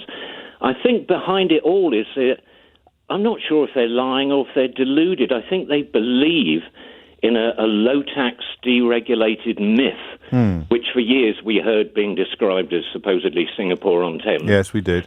I used to live in Singapore. I was employed by the Singapore government, excuse me. Very nice. I didn't have one colleague who lived in private accommodation. Is that right? Everything was social? 80% of people live in what we would call council or social housing. So what's being suggested is this deregulated myth is simply not true. And it was interesting listening to the London mayor. When it comes to cars, in Singapore you can't have a car at all, or any vehicle, until you've paid for a permit to have one. How interesting. So it's like the Australian... I think it's an important thing that knocks back this low tax. Well, it's like myth. the Australian immigration system. They use the word Australian because it makes everybody think of people coming from the Commonwealth. I just wonder if Brexit voters had the remotest notion. In Singapore, a 10-year permit to own a car last year was £50,000 sterling. Really? Is that a low tax or deregulated state? No, it's really not. I don't think so. But I suppose for people who've got 50 grand and want to have quieter roads, it's a wonderful Well, it's a there you wonderful go. That's why idea. Singapore has something like 11% but why, car ownership, and we have 60. But why the focus on the small boats though? That doesn't speak to the sort of Singapore-on-Thames school, which I don't dispute. But the reason it occurred to me was, I think you asked quite rightly, a bigger question, what's going on behind that? Oh, I see, yes, of course. The 50,000 people crossing the Channel, as far as I'm aware, there are 100 million displaced people in the world. So 50,000 is what, 1/20th of 1% of that number. I'll take your word for that. Britain, I'll have to check it. I think that's right. If Britain portrays itself as unable to manage 1/20th of 1% of a global problem, why keep on about it? It makes us look foolish. Because they're not trying to address it, they're trying to market it up as an issue and use it for the next election. That's what Welby was addressing yesterday, wasn't he, when he was talking about how it diminishes us on the world stage. I mean, not only morally, but not only morally, but also logistically or effectively in terms of whether we're a well-run country or not. Can we cope with 1/20th of 1% of the global total of misplaced people? No, we jolly well can't. If you can't cope with that, what can you cope with? Indeed, and incidentally, it makes me think my subject happens to be Singapore because it's been so poorly portrayed. My friends there, which I'd never have known until I lived there, not only are 80% very happily and proudly in quality government housing, the government decides where you live because they very much don't want Chinese or Malay or Tamil or whatever ghettos. It's a very competent competently governed place, they don't leave. So they silly do things social to chance at the engineering. last minute. I mean, what people would call social engineering, usually with a pejorative tone on it. Indeed, but of course, you live and learn, John. Thank you for that. I shall remember that, actually. I'll jot down the statistics, and in the unlikely event that I come across anyone who uses the phrase Singapore on Thames with a straight face, I shall hit them over the head with your experiences and knowledge. Thank you. And that's kind of the point, isn't it? Experience and knowledge versus lies and provocations, generic, just lying and lying again, and it's incredible. You think when Sunak came in, things have got to get better now. I did for about 3 hours until he gave Suella Braverman her job back, and then you realise it's still a government populated not just by liars but by people being rewarded for their lies. And small boats legislation is probably the best example of how bad it is. I'm delighted to tell you, Lindsay Hoyle, not a character I've held in particularly high regard over the duration of his speakership, has just played an absolute blinder in the House of Commons. I will play you evidence of that claim after we hear from JC, who's in Leicester. JC, what would you like to say? Well, I would like to say, we voted for Brexit. Yeah, yes. We had Eastern European people coming in, but they worked. Yeah, they did their work. They came in. They housed themselves, etc. Lived it. But now, what is it about opening borders to people in India and Nigeria and all of those people coming in now? And yes. it doesn't make any sense. Well, how did you vote in the referendum? Well, I voted to come out of Brexit, but the thing is... To come out of the European Union. We sadly can't vote to come out of Brexit. That ship has sailed. No, that's fine. Yeah, so I voted to come out, but the thing is, now all of a sudden they've opened up different borders to let people in. Yeah, so you voted to get rid of the people that were working, did you? The Eastern Europeans. No. What then? I didn't vote for people not to come from Eastern European and work here. That was not my case. I just thought the economy and everything, the prices and everything going up. How's that working out for you? Oh yeah, terrible. I'm having a Riley day. What are you on about? Yeah. No, but no. The reason is that a large number of the people coming from India and Nigeria are students, and that is actually quite good for the economy in the sense that they pay quite a lot of money to come here. Master's students paying a lot more than domestic students do, and they are currently entitled to bring family members with them if they stay to work in the country after completing their studies. So they're also working in shops. I live in Leicester, yes. So they're getting employed by people. So at the end of the day, do they have the right to work? Well, that's the kind of thing that needs to be checked, I suppose. But you don't know that the people you see working in shops are either newly arrived here or not supposed to be here, or the family members of mature students, do you? Yeah. How offended would you be if I told you to try to be a bit less bothered by it? Well, I'm not bothered by it, but if you come to Leicester, it's a hotbed of multiculturalism. It is amazing multicultural, yes. Leicester is, but then when you see a fluctuance of people, and that's all you see all day long, and they're all, you're out and about, or if I'm out working, and all you see them is in town or just walking up and down, and and then you think to yourself, well, okay, one, you're coming in. Second, right. Are we? But how do you know that? How do you know they weren't born in Leicester?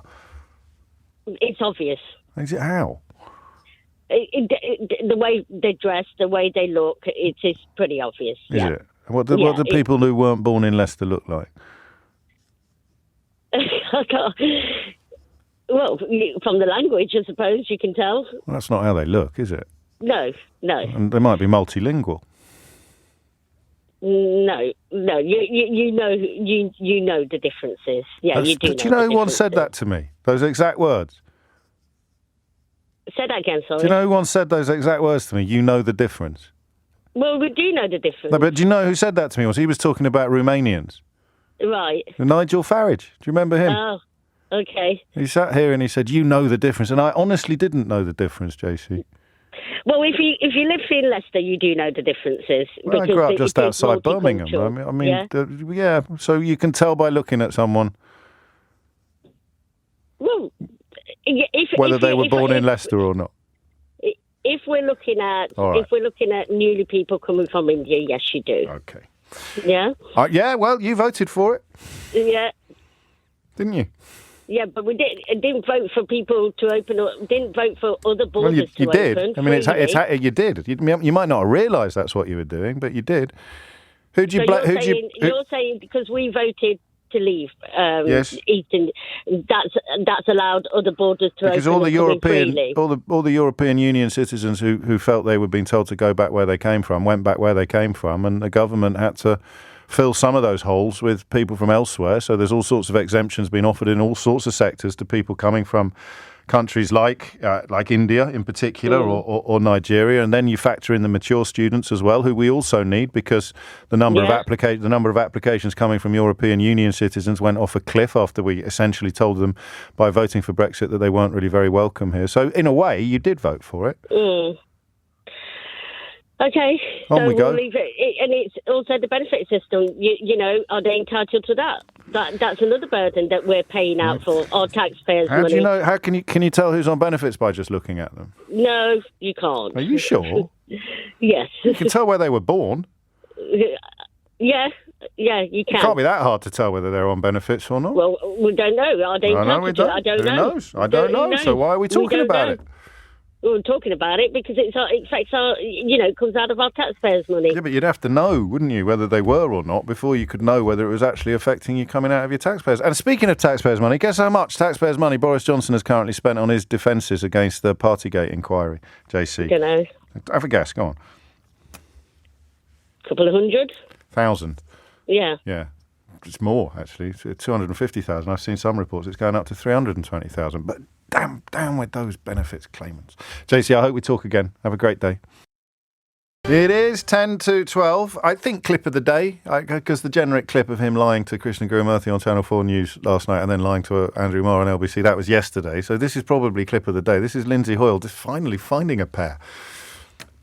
Thank you, Mr. Speaker. I'm very sorry that the sequencing that we chose was not to your satisfaction. I was... Order. That is totally not acceptable. No. Who do you think you're speaking to, Secretary of State? I think we need to understand each other. I am the defender of this House and these benches on both sides. I am not going to be spoken to by a Secretary of State who is absolutely not accepting my ruling. Take it with good grace and accept it that members should hear it first, not a WMS or what you decide. These members have been elected by their constituents and they have the right to hear it first. And it is time this government recognised we're all elected, we're all members of Parliament, and use the correct manners. Secretary of State. Mr. Speaker, I apologise. What I was trying to say was that I'm very sorry that I did not meet the standards which you expect of Secretaries of State. Forgive my language.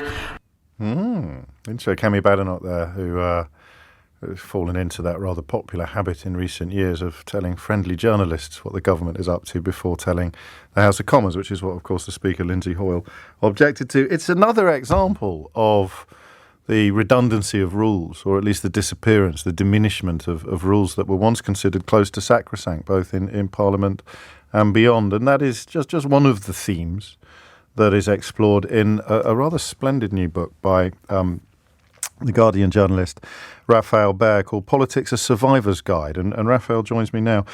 It's more than it's a different book because it essentially begins with your heart attack. Well, yeah, I mean, spoiler alert, I survived. Spoiler alert, you're still here. Yeah, exactly. Crucially, it wasn't a fatal heart attack, very obviously.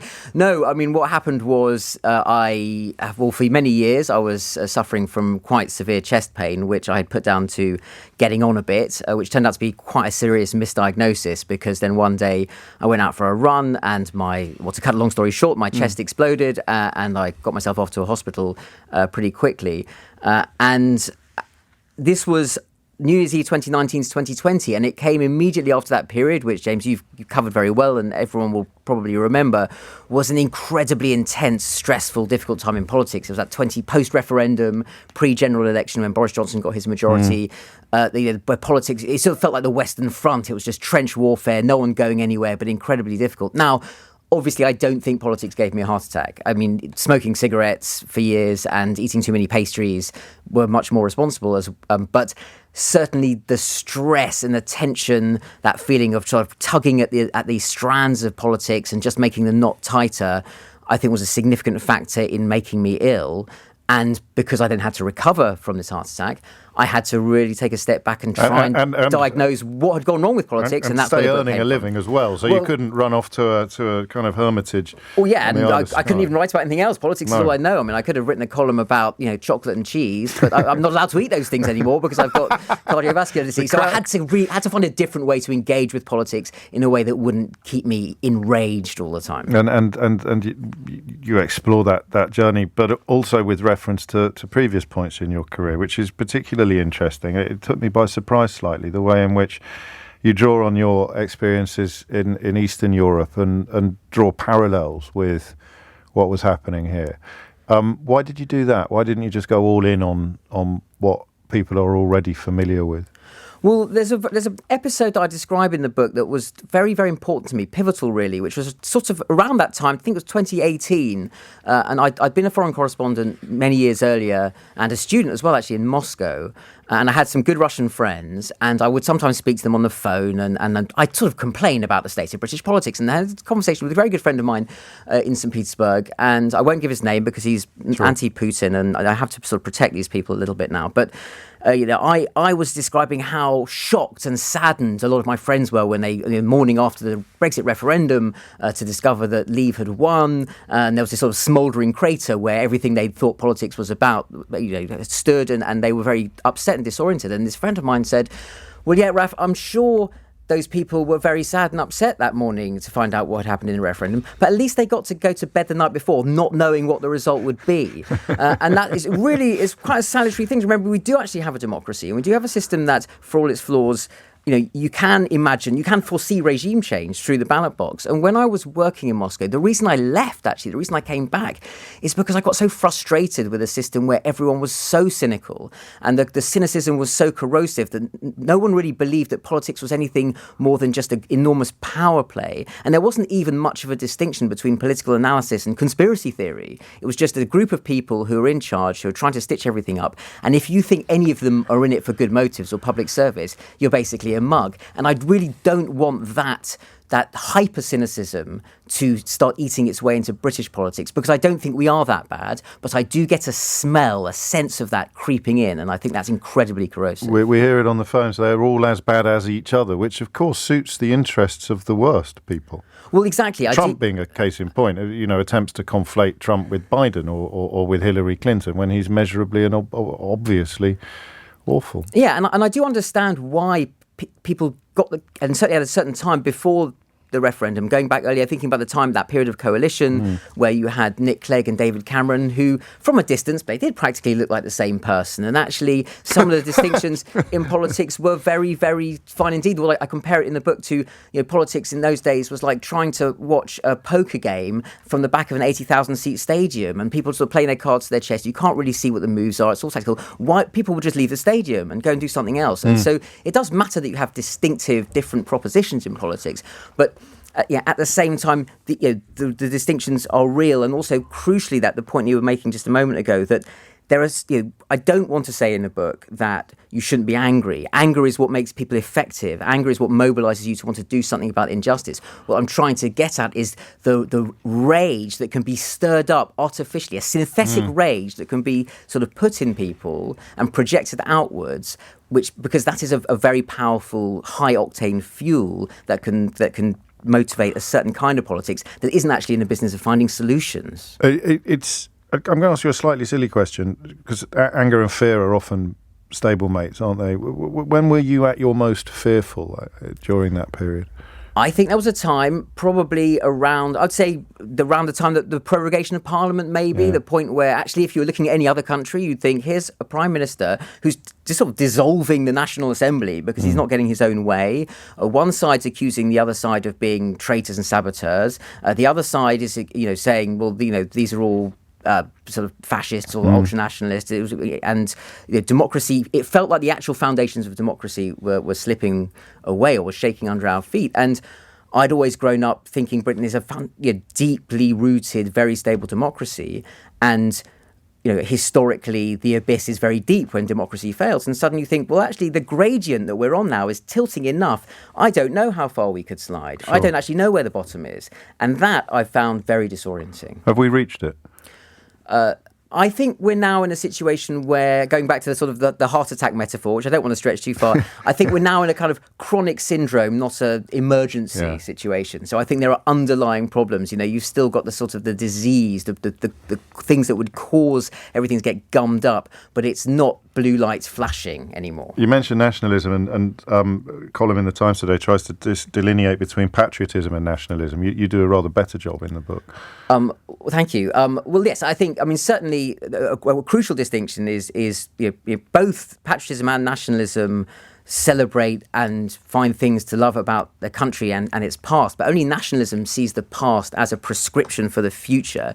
And also patriotism, you can love all sorts of things about your country and select them all, but it's not a menu of prescription that you have to subscribe to for participation in the politics. You're allowed to be patriotic about the food or the sense of humour or the music. That doesn't mean that there's only a set number of policies that you have to follow, or you are excluded from true belonging to the nation. And that's where nationalism is toxic. And patriotism is something that you can celebrate. Yes. I consider myself a patriot. So do I. You could, for example, question the monarchy without being deported under 30p lease. And actually there was rioting at more or less every Georgian coronation in the 18th century. It was actually practically part of the coronation tradition, which we've got. Not that I'm advocating rioting, by the way. I'm just saying people forget the real history and like to wallow in a slightly mythologized version of it when it suits a particular political agenda. Finally, Raphael, I think you've all probably already answered this question, but do you end on a note of hope or not? Very much so. I'm trying to be optimistic because I think when you take the longer view of history,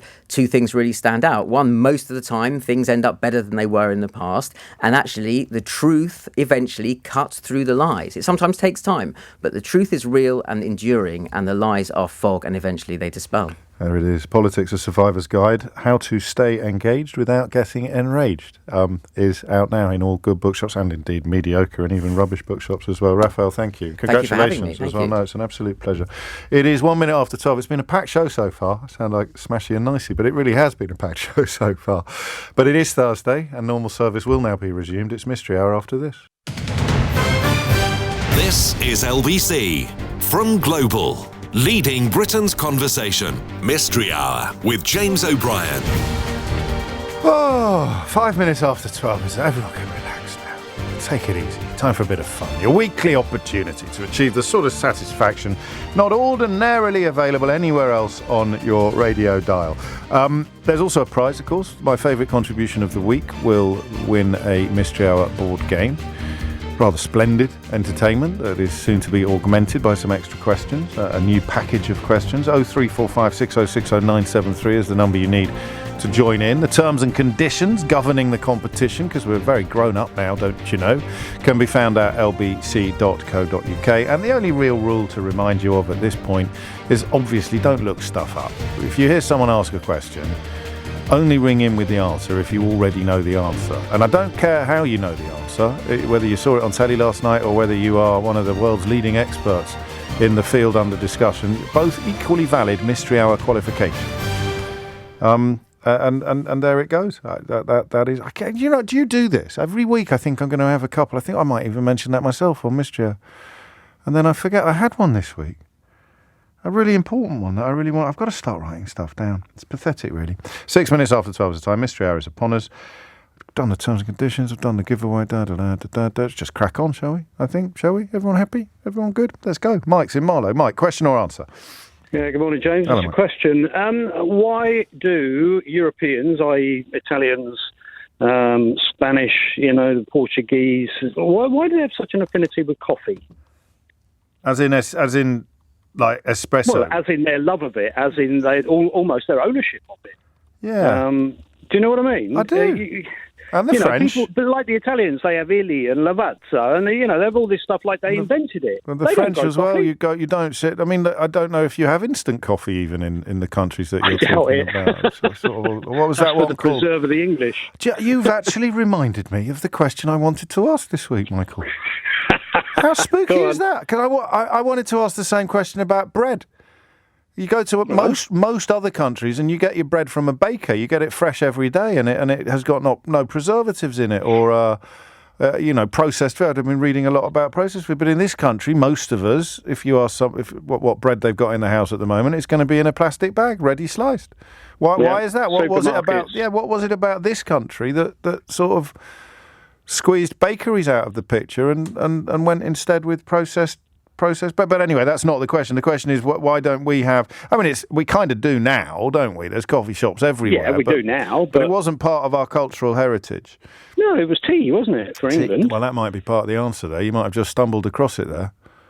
Is that we drank tea? You had... Actually, I don't know. This could go a bit historical because you had coffee shops in the 18th century were a huge part of... There were the Lions coffee houses, yeah. Well, no, that's not it. I'm talking about on Fleet Street. I'm talking about the sort of places that people like Samuel Johnson would hang out. I think maybe even the 17th century, actually, they started popping up and they became hotbeds of radicalism and political meeting houses. But you don't have, in the 20th century, you didn't have that sense that if you went out for a drink, you were just as likely to have a coffee as you were to have a beer. Let's find out. Why does the UK? Why did the UK bypass European cafe culture? There it is.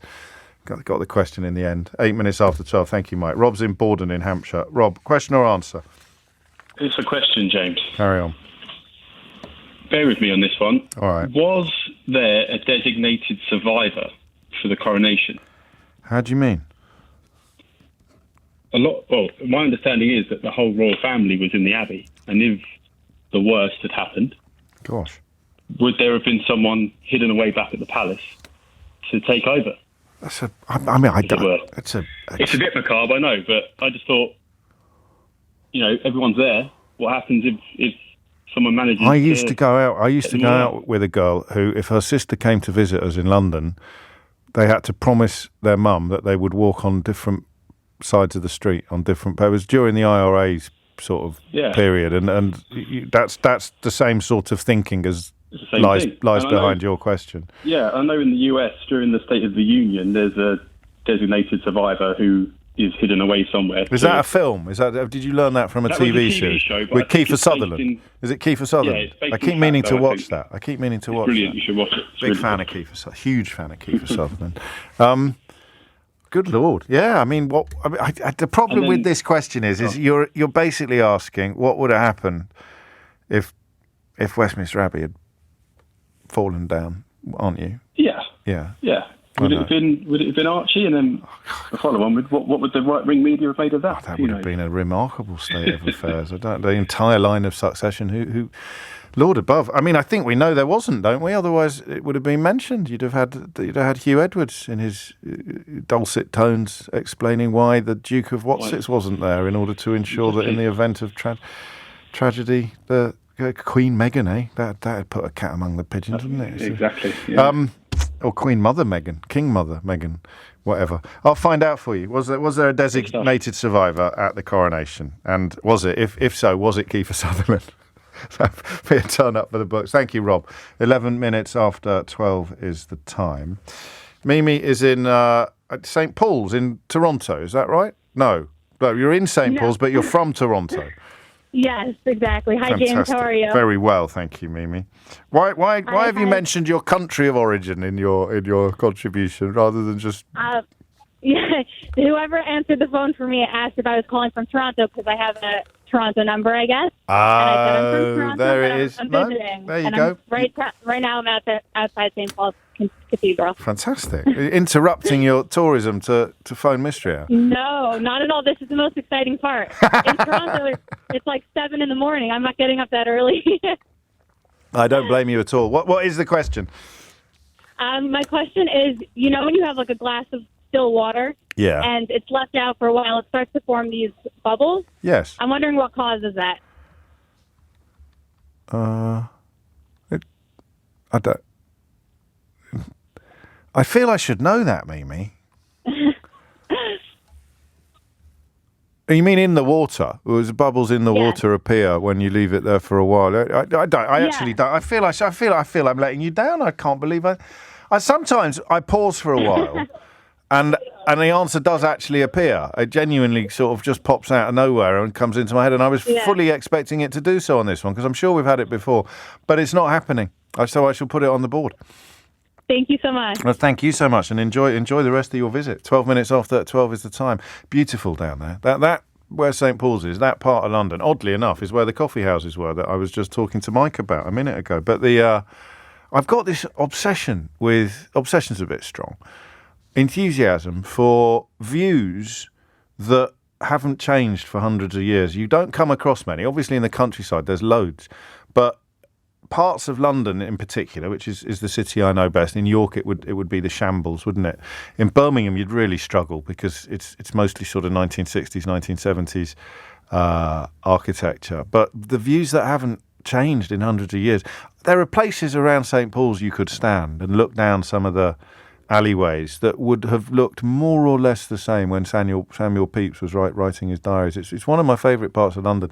And if you step off the beaten track a bit and head into some of the temples, the law temples, the temples of court, then you really feel as if you are stepping into the pages of a history book. I love all that. 13 after 12 is the time. Mike's in Whetstone. Mike, question or answer? It's a question, James. Carry on. Why do they have ashtrays in the toilets of modern aeroplanes when smoking's been banned on planes for at least 25 years? Has it been banned on all planes? Well, I was on a A380 the other day, which, as far as I'm aware, they've only been in circulation for about 10 years. Yeah. I can't believe that smoking has been legal on planes within the last 10 years anywhere. Are we absolutely sure? That I'm trying to think of a sort of, I don't want to say a weird country, but there must be some airlines around the world where you can still smoke, and therefore you're better off making it. No, I mean, I can't think of any other answer. I've only flown on a limited number of airlines, but I can't imagine in 2023 that smoking is legal on planes anywhere. No, nor can I now. You come to mention it. No, I know. I mean, it's reasons. So why would you have them there? Can you use them for anything else? You put your chewing gum in it. Keith thinks he knows. Keith thinks he knows the answer to this one. Oh yeah. Yeah. It's not chewing gum then.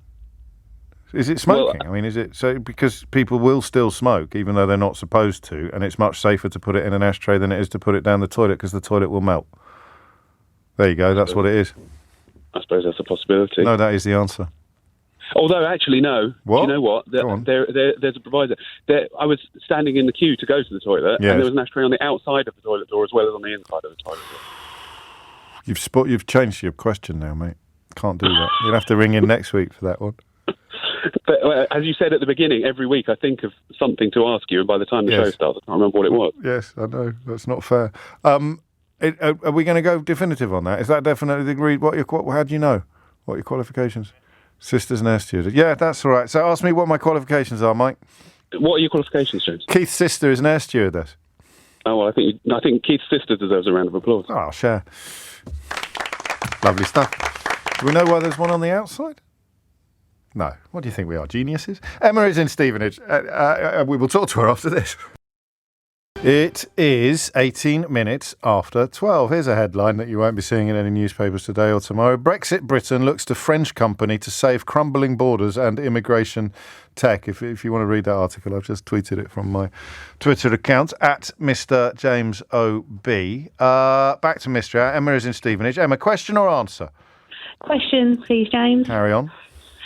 Why is it that when you get into a bath that's just a little bit too hot that you want to have a wee? Even if you didn't want to have a wee before your bath. What are you talking about? No, you don't. Does it not happen to you? No. Yeah, of course it does. Yeah. I think I know this. Okay. And the reason why I think I know this is because we used to do this thing at school. Is it going to work, this?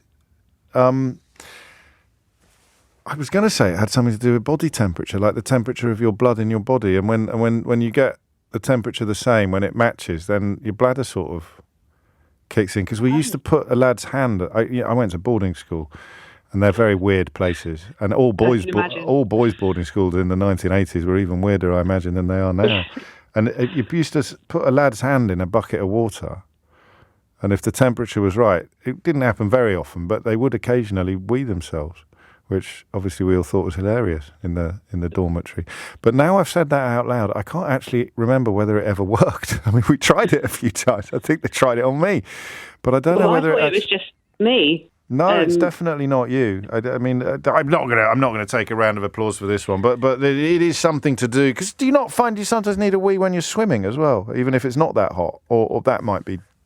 Yeah, that's usually because I've had too much to drink and I'm on holiday. That's true.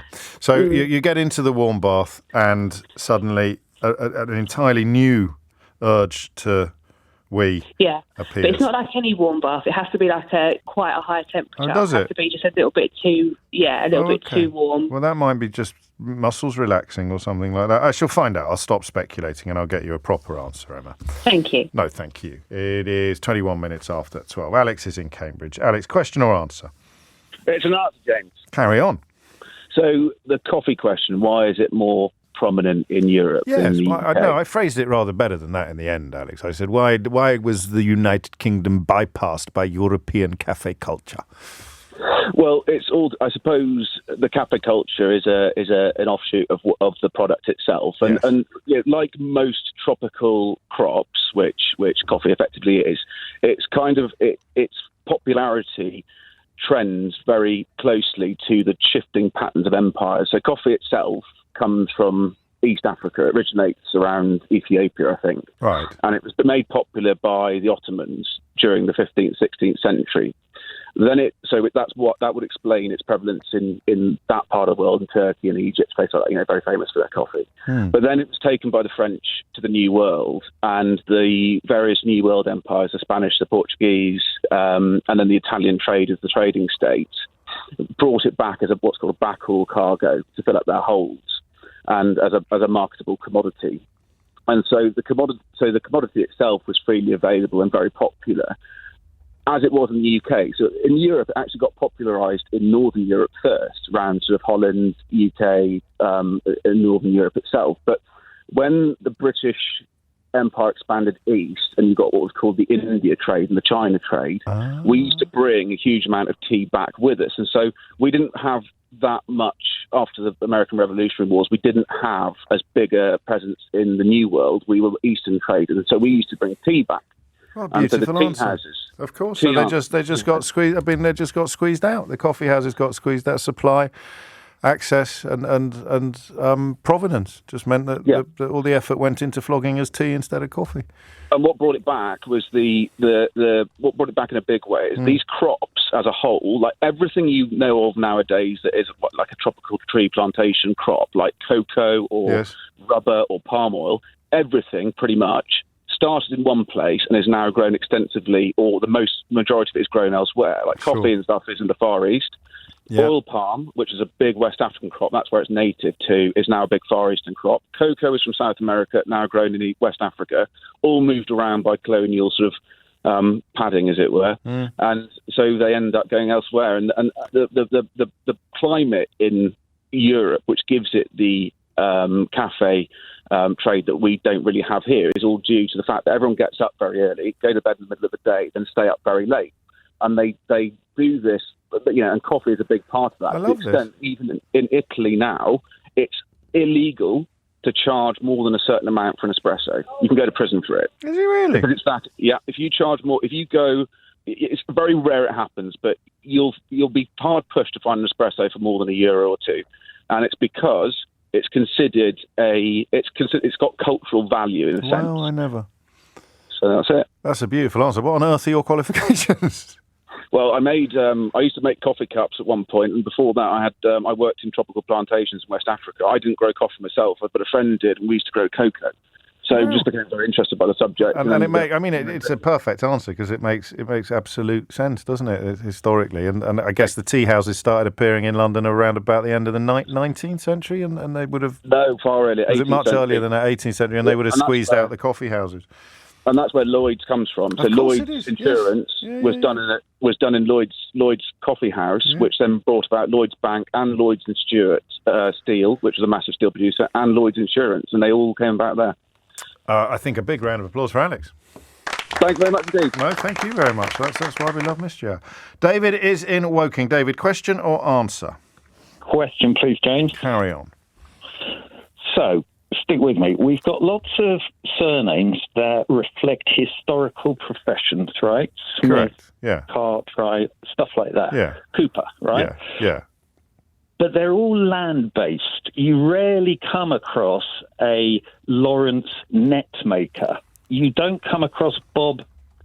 You come across Bob Cartwright, but not Bob Shipwright. Well, hang on a minute. What about the Ipswich Town legend Paul Mariner?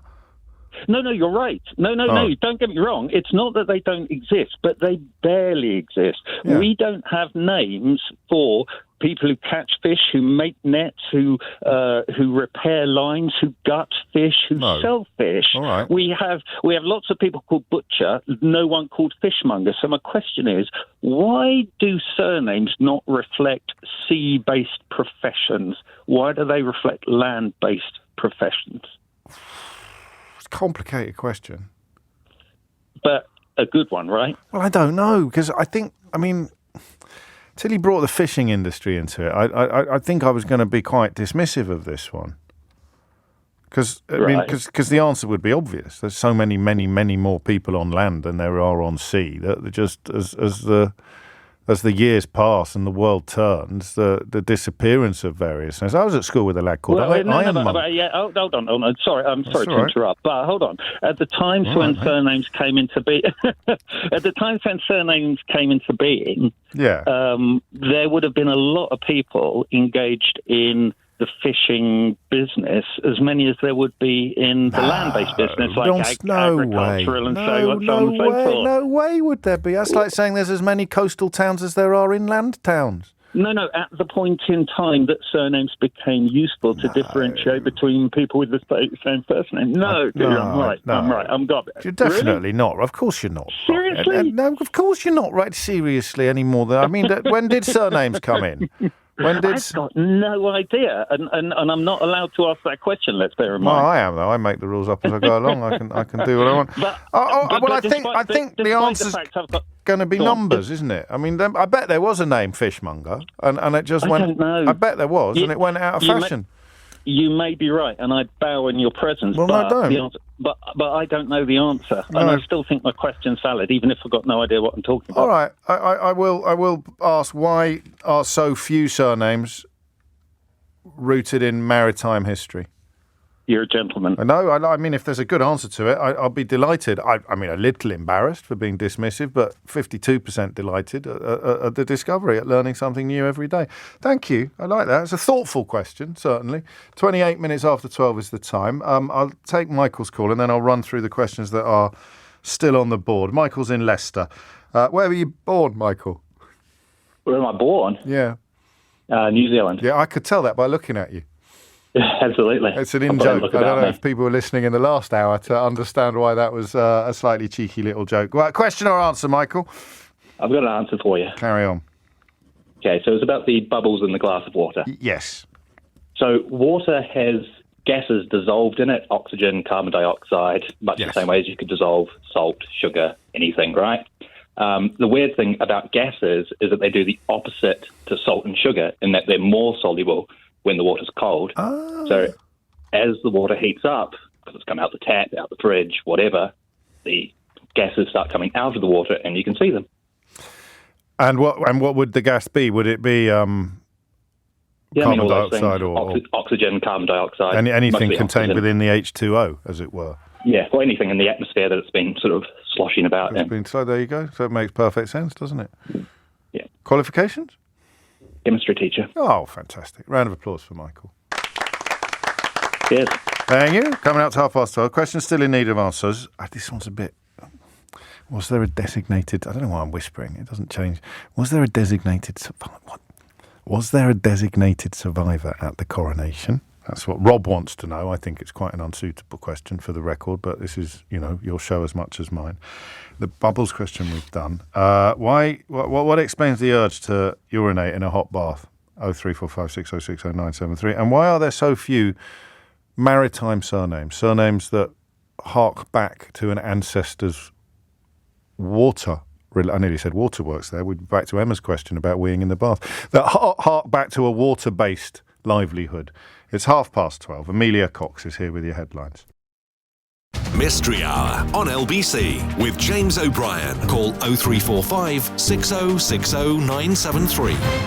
Right, get David back. Get David back on the phone, because I knew something was bothering me about that question, and I want to point it out to him. While you do that, I'll just give you an update on one of our recent Mystery Hour board game winners, which was the lovely Jen in Stilton, who's having a terrible time at the moment, but who did have some happiness brought into her life after Mum brought the Mystery Hour game into the hospital where Jen is staying, and she's given it to the ward. It's been played loads of times, has brought so many smiles and laughs to some very poorly people and nurses. So there you go, Mystery Hour.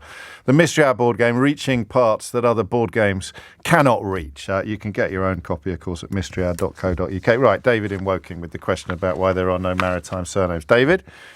What did I say? Fisher. Fisher. Yeah, okay.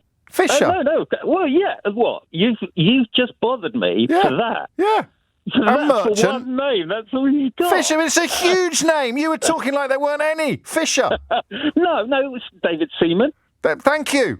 Well, yeah, okay. Merchant. Merchant could be anything. Well, yes, okay, but it's hardly a rebuttal, is it? Come Fisher, on, mariner, seaman, how much more do you want? There's not a lot left. No, hold on. There's not a lot left. Apart from net makers. No, okay, right, net makers. Net makers. Well, apart from them. Cooper make barrels, they go on ships. You're so right. I know. You are so right. I'm so glad you phoned me back. Yeah, thank you. I hope you weren't busy. We'll leave the question on the board, but I mean Fisher. It's my mate James McVeigh out the Vamps, who probably should be doing something more constructive than listening to this, pointed that out by text. So thank you, James. And I can't let the Fisher go unnoted. No maritime names. Literally Fisher. Still on the board, mind. Tom is in Leicester. Tom, where were you born, Tom? Manchester. I could tell that by looking at you. A lot of calls coming in from Leicester today. Question or answer, Tom? Answer, I think. Carry on. So it's about the ashtrays in the aeroplane. Okay, steward's inquiry. So, yeah, exactly. So basically, it's only illegal to smoke on an aeroplane if you're on a public transport flight. So a commercial flight, as it were. Yeah, correct. Yeah, exactly. So to sell tickets, an airline has to be operating under an AOC, Air Operator Certificate. And to do that, they have to meet certain regulations. So you can't. One of those is you can't smoke on a public transport flight or a commercial flight. Right. However, if you were rich enough to buy your own aeroplane, then you would be able to smoke on your own aeroplane. Do what you want on it. Yeah.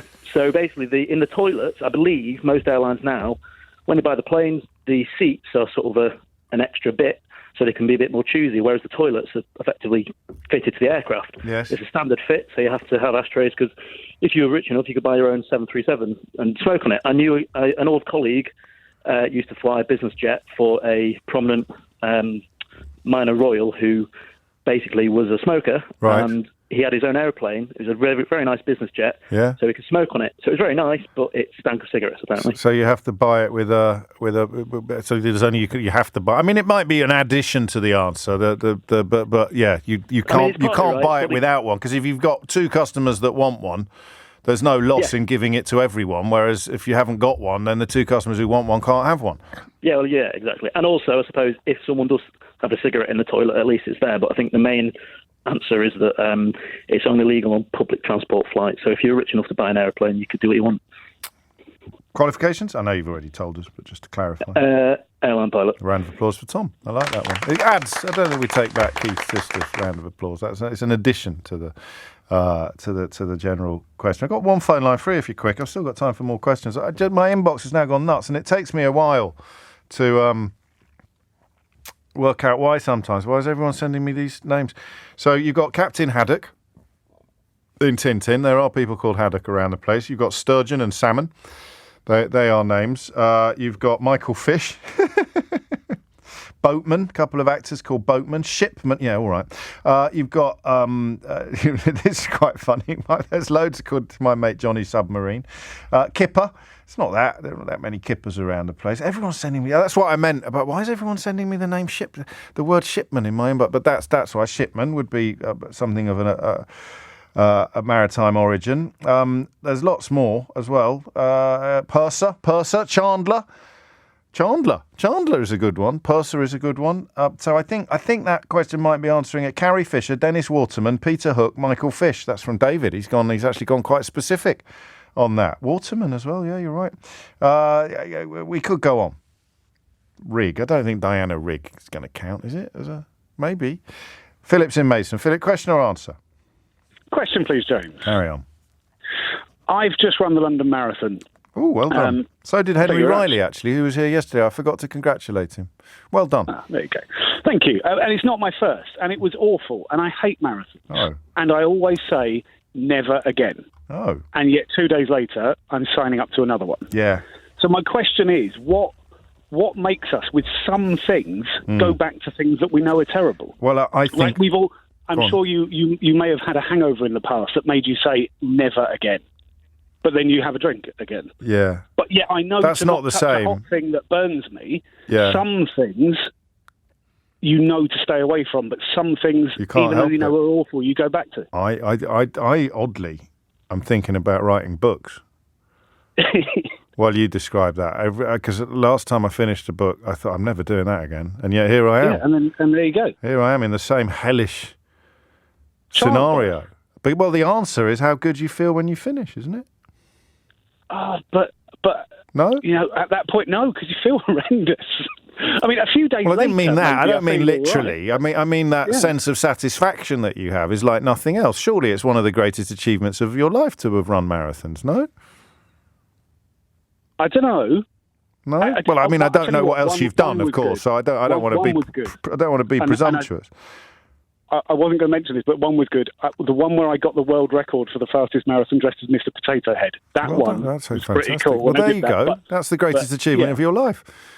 But yeah, so why do we do it? I think it's because of the satisfaction. It's a good question, but hopefully a psychologist will tell us. I mean, could you be addicted to the endorphins or something like that? Do you think?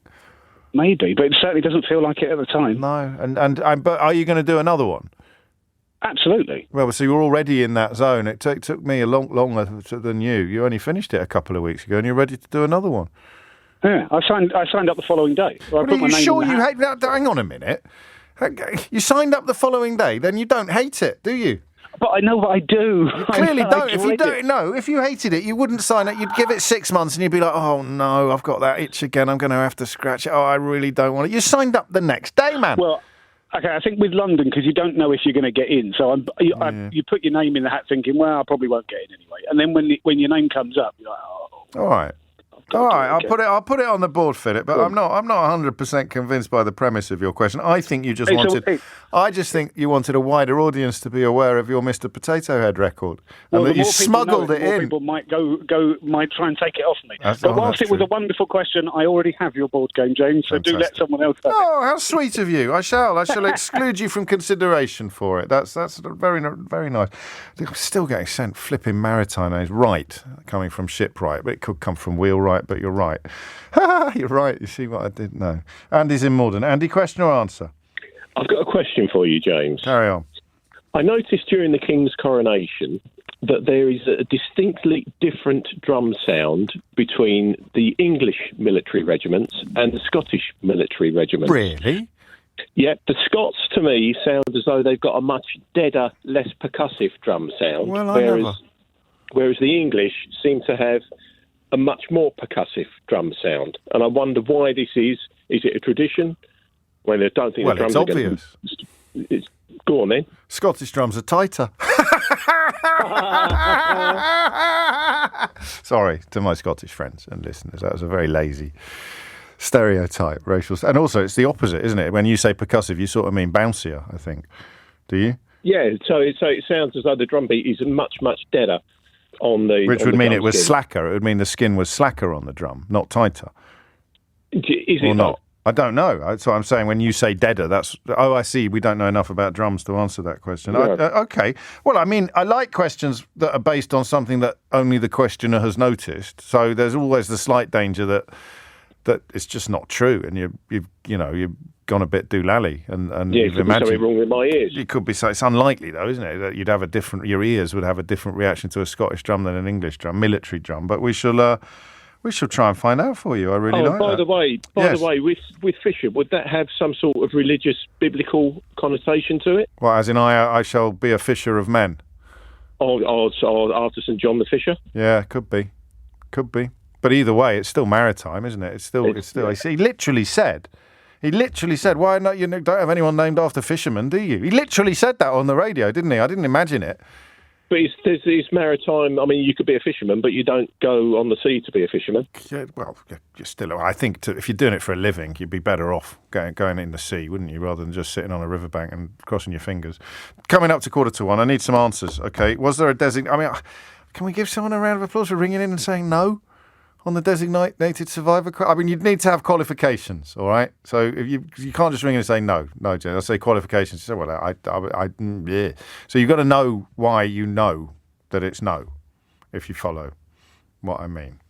Was there a designated survivor at the Coronation? Why do we feel the need to wee in hot baths? 0345 6060 973.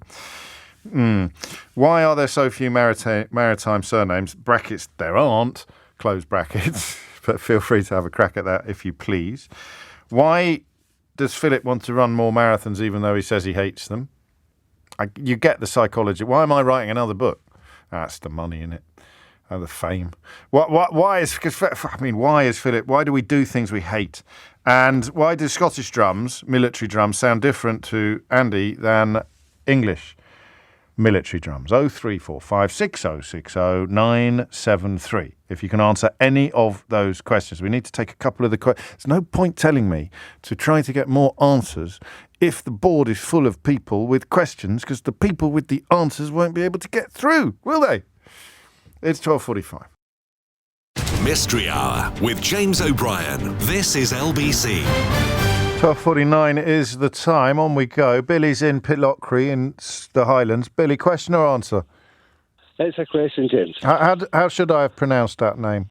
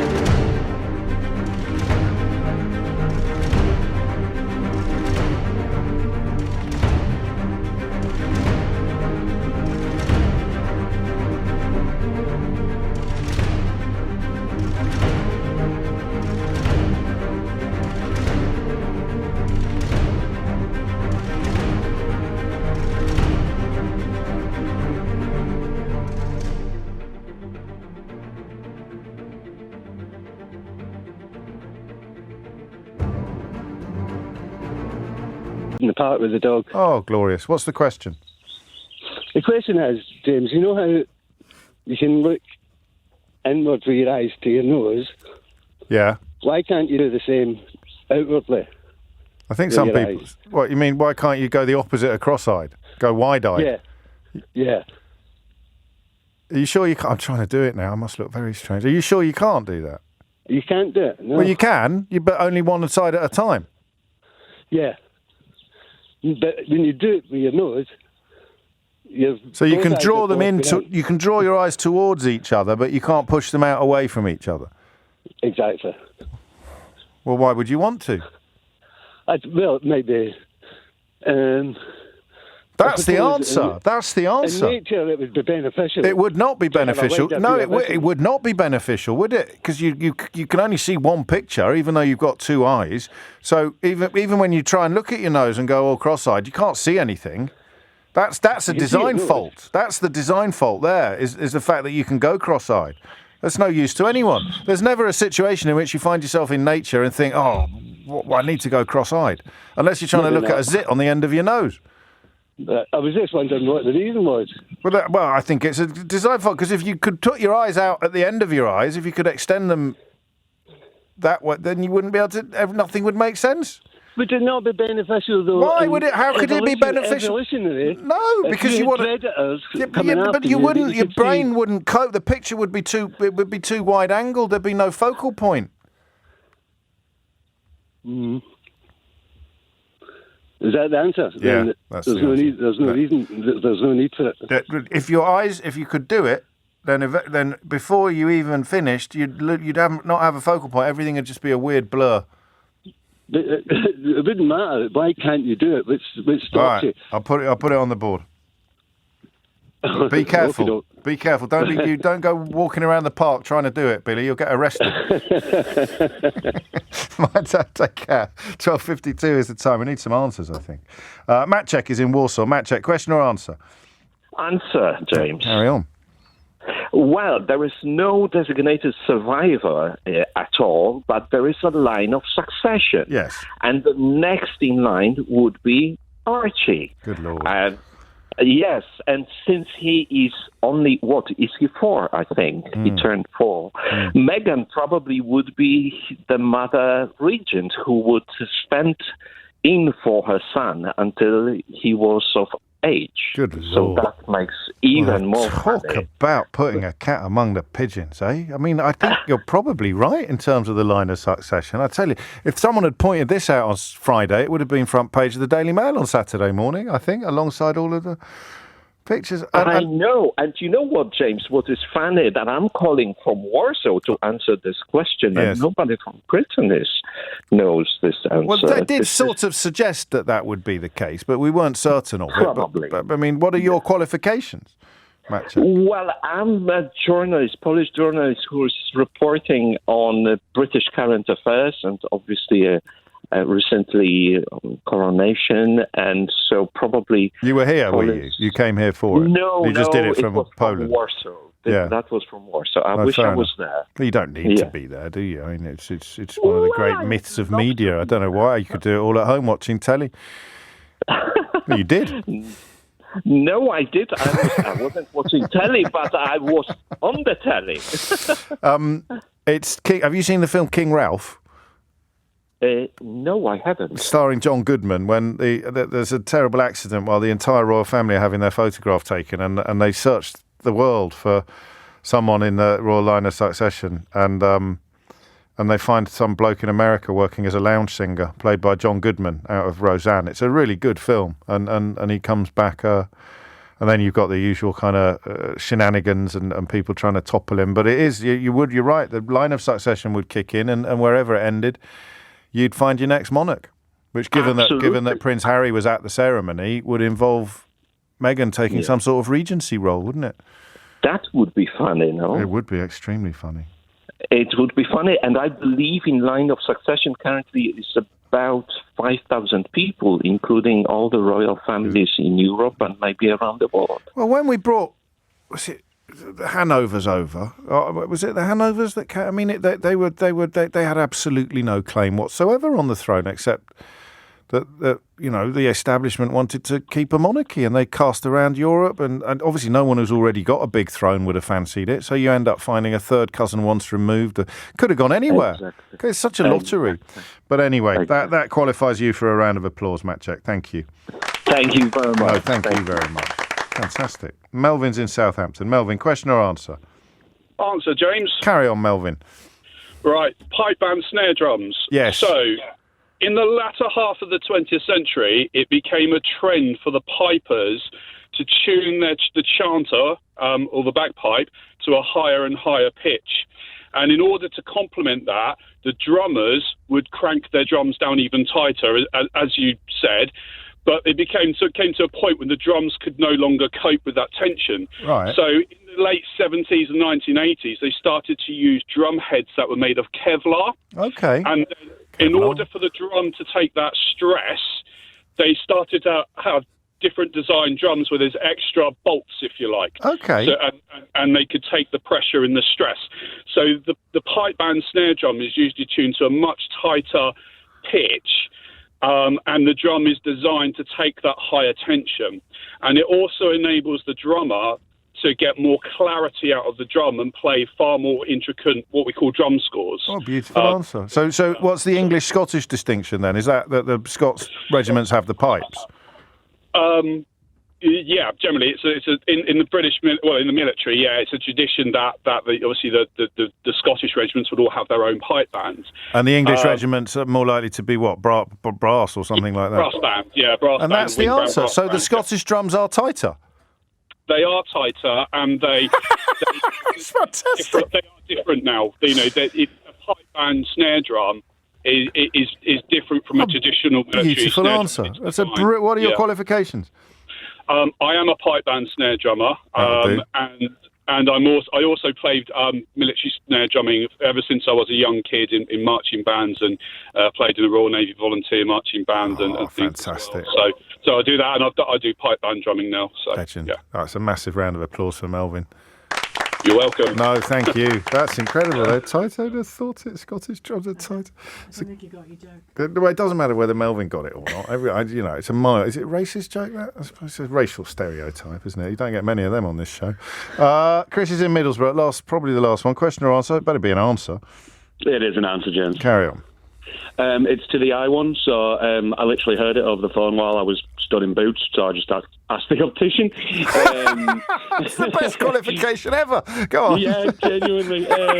But yes, so we don't have the muscles in our eyes to do it. Some people do. They can move one eye to the left but can keep one straight. Okay. As well, there's no real evolutionary need for us to, because we have a pretty decent peripheral vision. Yeah.